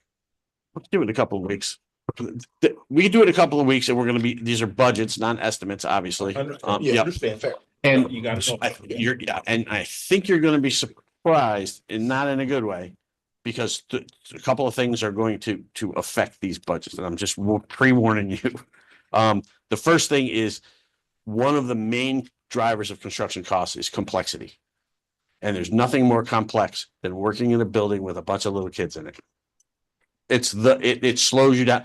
What should take 4 months in a renovate is new is now going to take 18 months in an alterations project with the building occupied, To right? make you feel better, I still believe we can shift around and let you do the renovations. Yep. If we go that route on a closed building.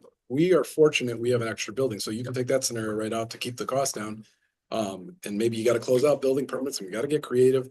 And I think there is, I want. Well, I this to don't, happen. yeah. So if you're gonna do, renovate, bring all your bathrooms up to code, right, in the building, you're not gonna close the entire building and move everybody out. What triggers that?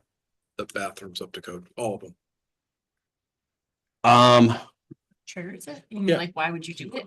Well, for example, like the Brownstone, we just put a bunch, we finally got rid of the Yeah, floor to ceiling right. urinals. When I was There's on so the Board of much. Ed, we eliminated the floor to ceiling. Yeah, but urinals. there's so much. The Um, egresses that have to be, yeah, you have to what- still evacuate kids. There's a lot. No, but I'm saying, what would trigger us to do that?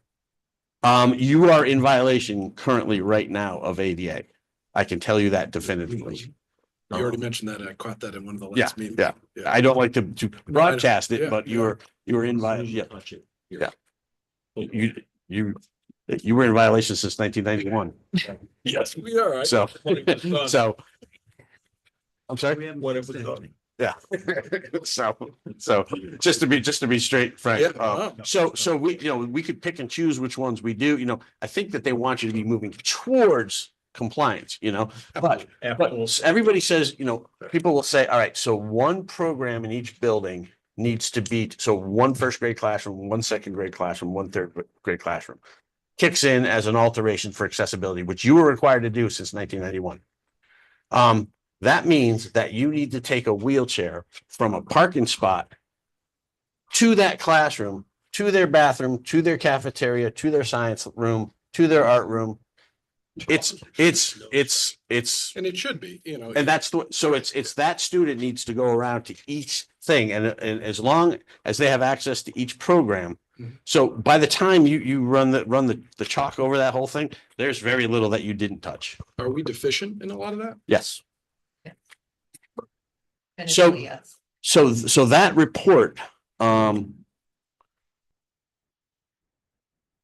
from Gordian talks about, all right, well, this bathroom here, doesn't have, pull down bars and the mirrors aren't tilted in the right direction kind of thing. But it doesn't say you don't have, an access to that bathroom. You've got the threshold issue to get into the bathroom. You have a push-pull clearance on the door. You have, alarms that need to be pulled. And that student that's in that bathroom also needs to get to the side. Like I said, it's a path. And so that is a little bit blinders. I'm going to try my very, very best to communicate that information in the next go around on capital projects. Yes, you could move on capital projects for the next 40 years.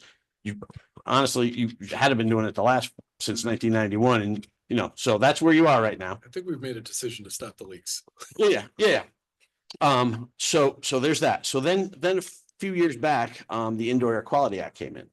And that's a big one. And yeah, and then, and that indoor air quality is not just, putting air conditioning in the building. It's sound, it's So you guys are not in conformance to that. So one of every classroom has to have sound protection from the corridor, sound protection from the classroom next to it. The ambient sound from your HVAC system can't be beyond 35 decibels. I could preach this for a month on all the actual deficiencies you have, but there's a lot of schools in this scenario, and you're not forced to do it. But what's being told is when you do it, you have to do it right. And I'm not saying that doing it a little bit at a time is the wrong way to do it, but I'm going to tell you that I think we're going to find out it's the more expensive way to do it. Well, that's good. Well, that's what we need to know. And I want to be objective. I'm going to be as objective with you as I Yeah, that's absolutely good. can, so that you guys can bring this information back to the voters. Yeah, that's what we're. That's what you're paying me, but not to be on the And sides. on top of that, Mike, I had already had this discussion with Charles. I said, when we go to the taxpayers and we come up with a plan, you know, which is I would like you guys there in this auditorium explaining to people, right? This is how this works. And this is how we got here. And if we went this other route, you know, I'm not trying to throw you under the bus, but you guys are the professionals to. No, that's why you brought us in. Right, exactly. And back in the day, when we started this with this other plan and the state of Connecticut told us, this is when you came on board, you need to have an architect on board right now. And that's the way this is. And Charles and I were saying, oh my God, he says, no, I will come in there with your architect and we will sell it to your taxpayers and tell them, this is why this costs this much money, because this is the right way you have to do this. And this is long-term, the most financial, responsible way to do this. And if they're gonna put their money into it, they basically said, we don't want to hear from you for another 25 years. He didn't say that in direct words. That was the point that I got that day. Yep. Am I right in saying that? 100%. Yeah. Yeah. I could tell you, I've had a lot of meetings with the state, and when we presented that they were very, very happy with the result of all the work that you guys did and where you landed. That's a little subjective. I told you I wasn't going to be subjective, but they were pretty happy with where you landed. So Streamlining things. Yeah. Yep. So leave it at that, yeah. So if my charge is to come up with a 20-year CIP for you guys, it's that matches more or less what Gordian did. I personally don't want 20 years. If we have repairs, and I don't think that went out 20. I think that didn't like only go out 8. No, longer. It was 10. minimum. It went 11 and Yeah, beyond. Sightline Yeah. was 11 or And 10. we, It went- and we've already used 4 or 5 of it. Well, would it be The way that went was, I believe, was 1 to 3, 4 to 7, 8 to 11, and beyond 11. Yeah. If I'm not mistaken. I think that's right. Yeah, you're right. That's without right. digging in So there. if there's Yes. one thing we've learned, those numbers, the timeframes, we're not accurate because we're still operating. But that's part of this predictive model that's really difficult Yeah. because what I did last time before we went to what we did with the last committee is I took their timeline, I moved it up to the present, we added escalation to it, and that was all we did to it, and it ended up at 45 million. And now I got to move it up 2 more years. It's going to be 47, 48 million. The big unknown there is going to be how much is the state going to reimburse us on that? And we're fortunate. We have a lot of big tickets. We have roofs, we have HVAC, we have security. You could remember the roofs and reimbursement, but yeah, you're right. We have a lot of our items are big tickets that are big reimbursement. And then obviously there's gonna be scenarios that we don't. And like I said last time, so once you put a roof on it, you got to use that roof for 20 years. Otherwise they're going to take their money back. Why? So Good news, just- Portland has a track record of using that 20-year roof for 40. So That's right. So you should, no right. problem there. Right. You should be getting a We got discount. that. Right? Yeah, we got that. We got that covered. No, there are scenarios I've seen it where towns have built stuff and they don't use it for the full 20 years and the state comes back. We and don't gets have their that reimbursement problem. back. So, Thank you, Mike. Thank you very much. I appreciate that. Can I have 2 weeks? Yes. You guys comfortable with that or no? Yeah. What are we I gonna don't do? know. He needs 2 We weeks. can What are we still gonna meet do? and discuss. Do you want to meet next week and maybe go through the list to see if there's anything that jumps out at us that we don't even want on there? Out of that Another list? scenario for Browns. Take a look at that basement stuff along with the capital. kind of get. Yeah, I think under. Based are on we- what you were looking at. Is everybody on the same page that I don't want to renovate the basement of the brownstone? Period. I think that's. I think that's foolish. I think, go home, we go home. Mm. And come up with some of your scenarios that you like. We'll Yeah. talk next week. You guys, with the committee's approval, right? Is there anybody on there from the committee or no? It's Charles. I think Charles is on Zoom. I don't know if he, I don't think anybody else is, right? is he Yeah, unmuted? I'm Is here. he able to participate if he wants to? He is, He I'm is, here, okay, PA. just making sure. Carl, can we get a copy of this? yeah, we're gonna get Presentation? this shared with us. Yeah. Yeah, that'd be great. And we can look at Yeah. those So- mock-ups and start cutting them. Good, that's perfect. Thank you. What, this is my thought and just a thought. I'm not saying this is what we're gonna do. I want, we, put your wheels on, think about what we saw here. Think about maybe looking at this other thing and then we come back next week, we meet, you guys aren't here next week. Mhm. We can, even if we come up with more questions, we can get them to you a week from Friday, right? A week from tomorrow. And say, we have a few questions on this and that and the other thing. Listen, I mean, we gotta do the job right, and I don't wanna misspeak and whatever, but if this doesn't make the initial timeline, Yeah, I we agree. gotta do this right. Yeah, I agree with that. I don't know how everybody feels about that. I mean, but we've got to do this right. As we're talking here and running through this process, and you were talking about one of the schools, Weathersfield, I guess, Mhm. where they're getting all sorts of public input. And once again, if we're trying to jam this into a very tight timeline and we're not allowed the time to present this to the public and get their buy-in on this, in my mind, it's a waste of time. Because we really, I think there were a lot of questions the first time around that people had. And we have to make sure that everybody understands. The article in the River East last week about the previous meeting kind of touched on a lot of what you explained, and I thought that was a great article, and people really got a flavor of what this is all about. And I think there has to be this continual education of the public, however we do it. Yeah, if we want it to pass. I- 100%. I feel just as a committee, we've got to come up with the best plan. Mhm. And if it takes longer, what can we do? No, I agree. And there's no harm if it gets kicked in November. I don't see any harm in that. Or they could do a special referendum. You have to pay for that. I don't know what Yeah. that costs. Yeah. I have no idea what that costs. But I don't either, but yeah, quite honestly, from my perspective, I would rather pay for a referendum where people are coming to the polls educated Right. and ready to make a decision than coming to the polls and not really quite sure what they're voting for. I agree 100%. Is The rules with that, just so you know, is if you're gonna do capital projects that are reimbursable, roofs, storage tanks, security projects, those are called non-priority projects, and you can make the application for those projects anytime.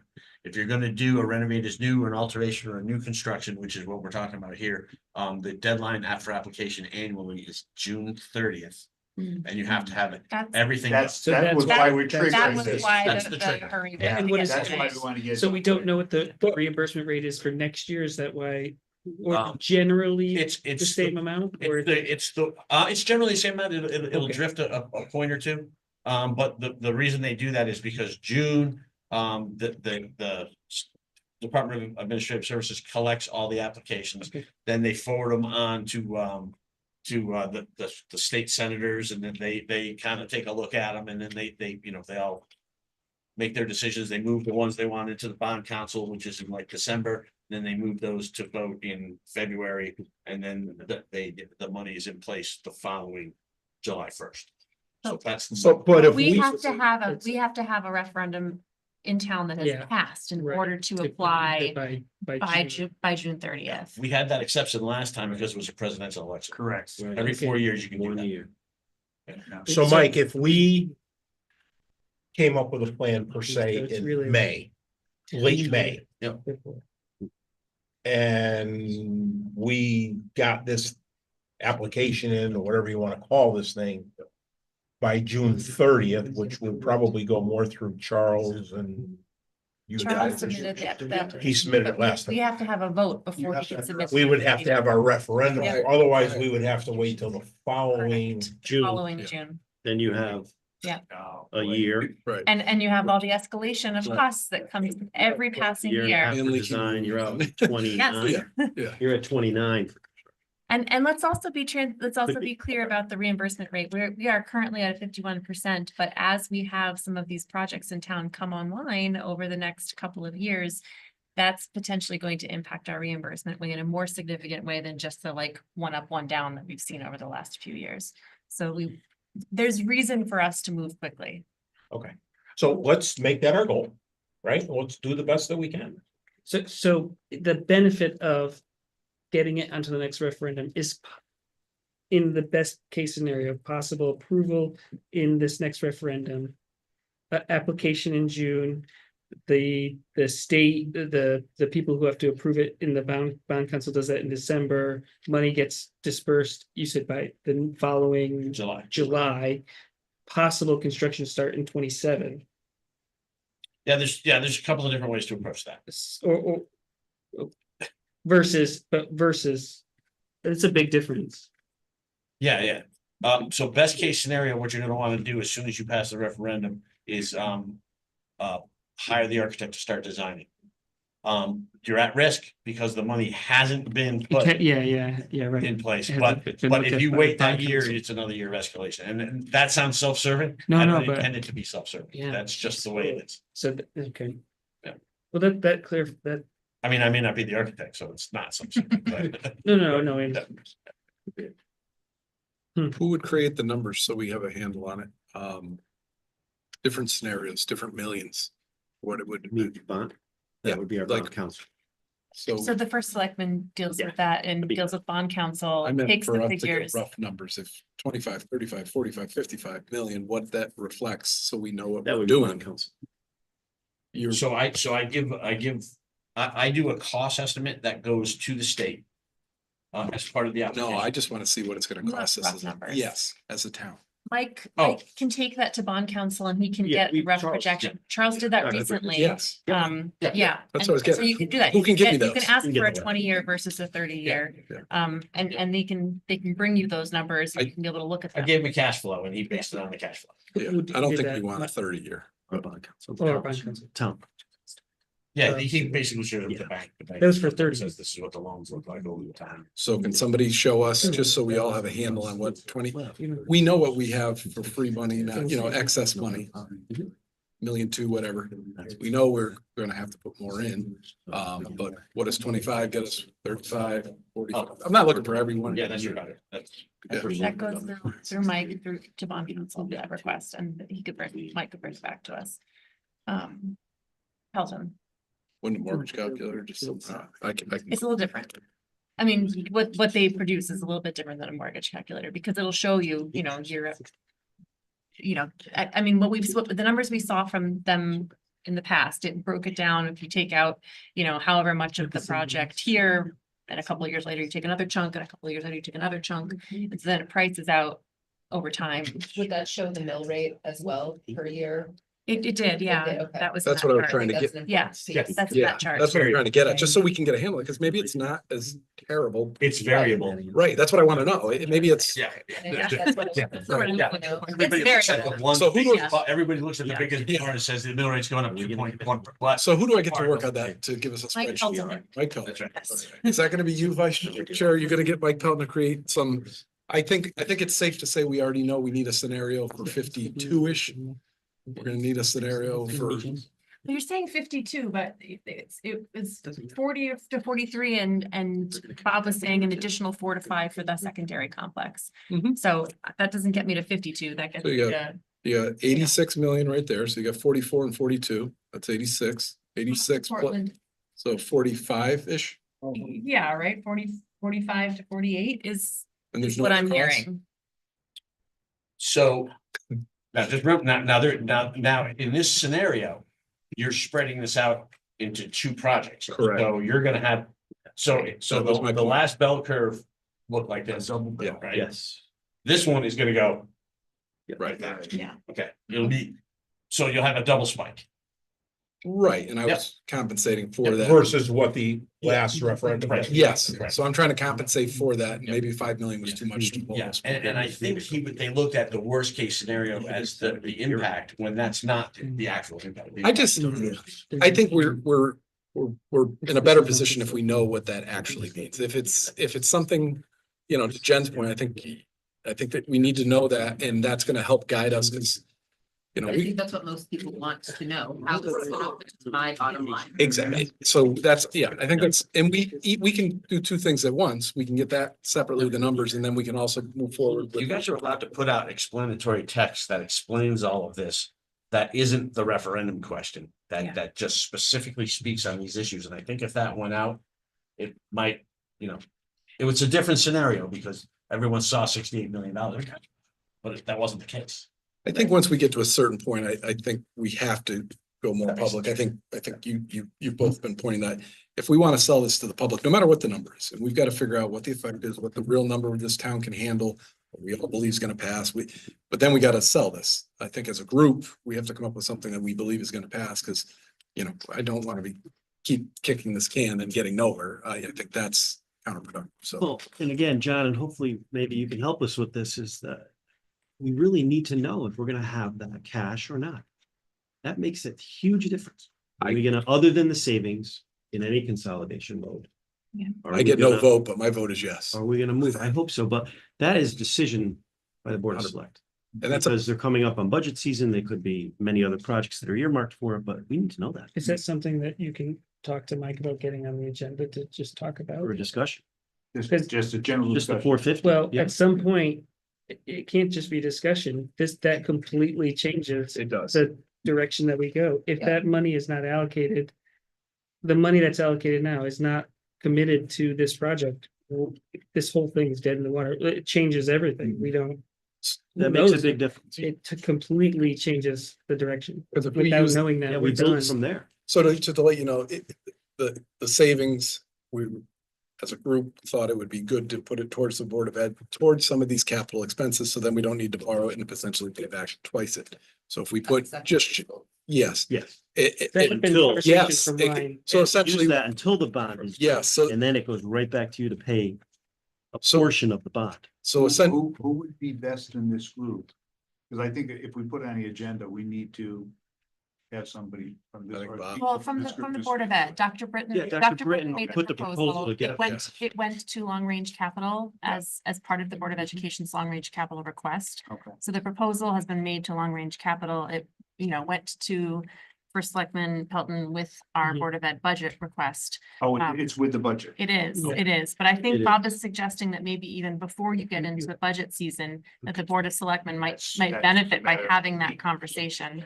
I think it impacts our decision. yeah, correct me if I'm wrong. So essentially, if we can spend that 3 million, give or take, towards the items that are needed up here, long term, it'll save us closer to 6 by the time we don't borrow that money. And it gets us closer to lowering this number. That's, and if I'm wrong, somebody speak up. That's how I'm looking at No, I it. agree. Because even if you guys, you don't have to formally decide, but even if you come back and say, yeah, we've talked about it, and it sounds like everyone's pretty much on the same page. We can feel comfortable about it, but you're like, well, we are we're really in this contentious area. Yeah. We're Then we're We're borrowing, gonna look at then we're- Bob and say, oh, well, then we're borrowing it essentially Yeah. on the tail end of this project. It's Because been those days. these needs still. we need- look at Carl and say, well, John, I'm gonna give you this, because what do we do, this is Carl? the letter, everybody on this committee got a copy of this letter. Take my copy because I haven't, so pass that around. So, Or John, it's coming at you. all right, so, we'll plan on you guys in 2 weeks, right? Yeah. And we'll talk right before this, to 20th, I believe. Okay, that's good. Let me look. And 27th, I'm gonna be gone for the weekend. Okay, the 20th is on a Thursday. Is that hooked up with another meeting or no? There, Next week? the 20th is a library board But I might- evening, so Sharon Hoy and I both have a commitment at 7. If I need to leave early from this meeting to get there, I can do that, but if there's a possibility that our committee would be willing to start earlier that evening. The 20th, I have a meeting in Vernon. Oh, as that's well, right. So that's the third Thursday. Right, that we always- That third Thursday is tricky. Third Thursday. I'm happy to meet earlier. So, if anyone else wants to meet at 5, I can do I could, that. I can come earlier if that helped. If there was a willingness to meet at 5, that would help me for sure. I can do that, but Yeah, Yeah, yeah. So Yeah, open hour earlier. In your case, you go to another meeting, but at least you can attend. yeah. So we're allowed to do that, right? Absolutely. We would just need to change the agenda of how to. Change the reflect it on agenda. agenda. 5 o'clock. Yeah. Within the time frame, but then And while we're talking about that, no, take it. No, All right. You can keep the paper copy if you want. If it's feasible, 20th is the license back. the 13th, next Thursday, there's a middle school band and chorus concert that I believe impacts me and Ben at 7 o'clock. So again, I'm happy to leave the meeting early, but if there was a willingness to start the meeting earlier. That's fine. I'd be fine Is with that okay with everybody here? I am fine. 5 with that. o'clock works? Yeah, Okay. absolutely. Okay. I believe you have to. Brett? For the 13th Yep. and the 20th. Yep. Change Yes, it. 5 o'clock. I believe they're Got it. gonna title them special good. meetings because. Yeah. we're adjusting them. Which just means we wouldn't be able to adjust the agenda. So Correct. we'll make sure Yep. the agenda's Spot on. ready to go. Two public comments. That works for you guys? 5 Yes. o'clock, Yeah. 5 o'clock on the 20th. 20th, right? Perfect. Okay. Thank you. I appreciate Yeah, that. yeah. So are Next week you too. gonna be here? So next week, what are we doing next week? Yeah. What's our plan? Are we going through that list or not? What's our plan? I just, for the sake of time. I don't Your care. schedule, What's that? how to get to where you need to get to. Mm. Say that again? Yeah. Have a talk about schedule, where if you can meet it, make it.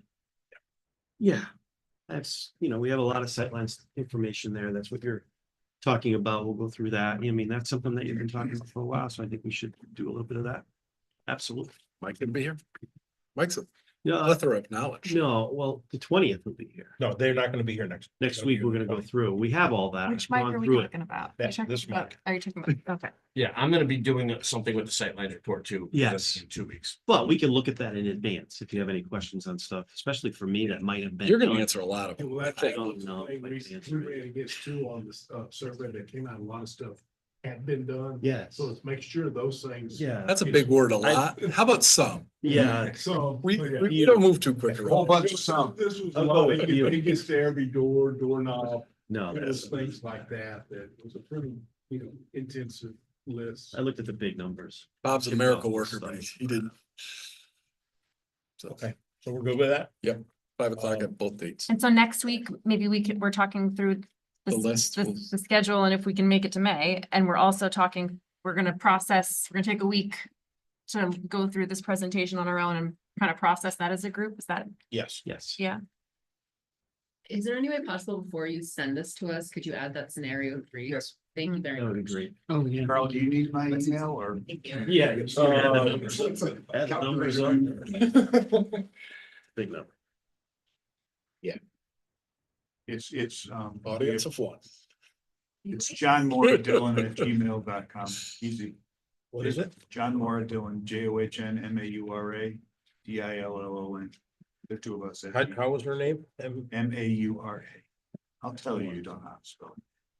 You'll love it. Bransfield? Not anymore. Not for 39 Yeah, they're years. driving down East Main. John Moradillon@gmail.com.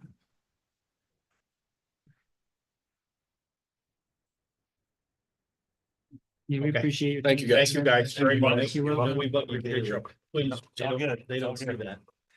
Please be Part careful. of the team. The hours during the day you spend with us. Where's your accent from? Yes. Not buying that. Yeah, real south. Originally from Texas, I've been up here about a year. Oh, great. Welcome to Connecticut. Yeah. Love it up here. I almost said Glad to be here. Beacon Falls. Jersey. The rest of the. That's where my place from. Oh, I didn't mean that's to not bring Cowboys. fan Stomping in. ground. I don't think they're really matters. I'm a Texan. You know, it's- Oh, Hilltop Road. You're in this, I'm Candy. Yeah. Oh, yeah, yeah. So, You're from the- Where's that light switch over here? So. Oh, yeah, yeah, and so and it's Beacon on Falls, this too. Beacon, my. So last thing we have here My dad moved to. Public comment? Audience of one. Yeah, my mom's from Waterbury, my dad's from.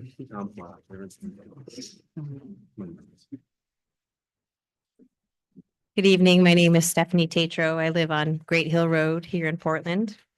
I will try, I have many comments, or questions, I should say. I will try and keep them brief, because I appreciate that you guys have put a lot of time in already.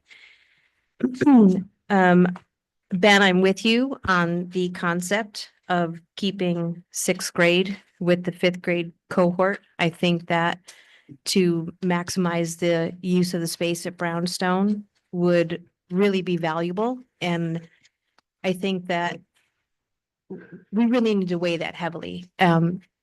Especially considering the comments that were made that are, I think, are very self-evident. This town loves that school. It's on Main Street. It's on the National Historic Register. I think that any scenario that this committee pursues and brings to referendum would be well served by having Brownstone as one of the schools in the scenario. I think the likelihood of success of the referendum passing could be predicated on whether or not that school is under consideration. I think that one of my simple questions is, what was the total projected population that was being used? The numbers were a little small in the back of the room. I couldn't read them. Was it 735 that we agreed? I don't know, but we really shouldn't be doing back and forth. No, we can't. Oh, okay, okay, all right. I apologize. I didn't realize we couldn't do back and You forth. know what? Feel free to email questions. Who would you like me to email them to, Laurel? You can email them to Carl as the chair and you could. Carl, can you give me your email? C Johnson. 1001. @ sbcglobal.net. I get a million of them tomorrow. And I'm not, Thank you. I won't send you a million. I'll send you more than one. Not you. I do have a question for you guys. I apologize. In the, and I'll send this to Carl, but just so you know that it's coming. You had made the comment that the boiler room counts towards our square footage. And I guess I just wanted a little clarification on that, because one of the ideas that I personally thought was very appealing was to convert the auditorium into a cafetorium. And I don't know the logistics of how difficult this would be, because I know that the boiler room is at the other end of that school. But if we put the boiler room and the HVAC access in what is currently the cafeteria underneath the auditorium at Brownstone, could we then, in fact, seal off the remainder of the basement, to Ben's point, thereby losing that square footage? And I don't know how that math works out, but is that an option so that we can keep that space? Because what I heard was the town doesn't want that space back. Let's not set ourselves up for failure by trying to force them to take something that they don't want to have. So convert the auditorium to the cafetorium, put the boiler room, HVAC space, etc., in the old cafeteria, seal off the remainder of the basement. And then I thought it was also, excuse me, an appealing idea. I'm going to drive by Brownstone on my way home, to lop off that L on the addition, regardless of whether the entire thing is lopped off and built to new, because that's less expensive. But to get the space so that we can then accomplish the mission of correcting the drainage issue, providing green space for the kids, clearing up the traffic pattern. If we combine that concept with sealing off the basement, where does that get us in terms of square footage and dollars? I think that these were ideas that I heard and consolidated in tonight's meeting. I think one of the things that I didn't hear discussed tonight, and I apologize, I haven't been able to make the other meetings. I've had commitments that prevented me from being here. One of the things that discouraged me in the last referendum was there was no explanation of whether the Board of Ed or whether the Board of Selectmen would bear the burden of whatever building is decommissioned and what those costs are. And because it's not insignificant. And I think that that piece of information is also very valuable in this process of where our dollars are being spent. And I felt it was brushed under the rug last time. And I think that a disservice was done by not including those costs. I would recommend that particular item be looked at and discussed and be full disclosure and clarity on that.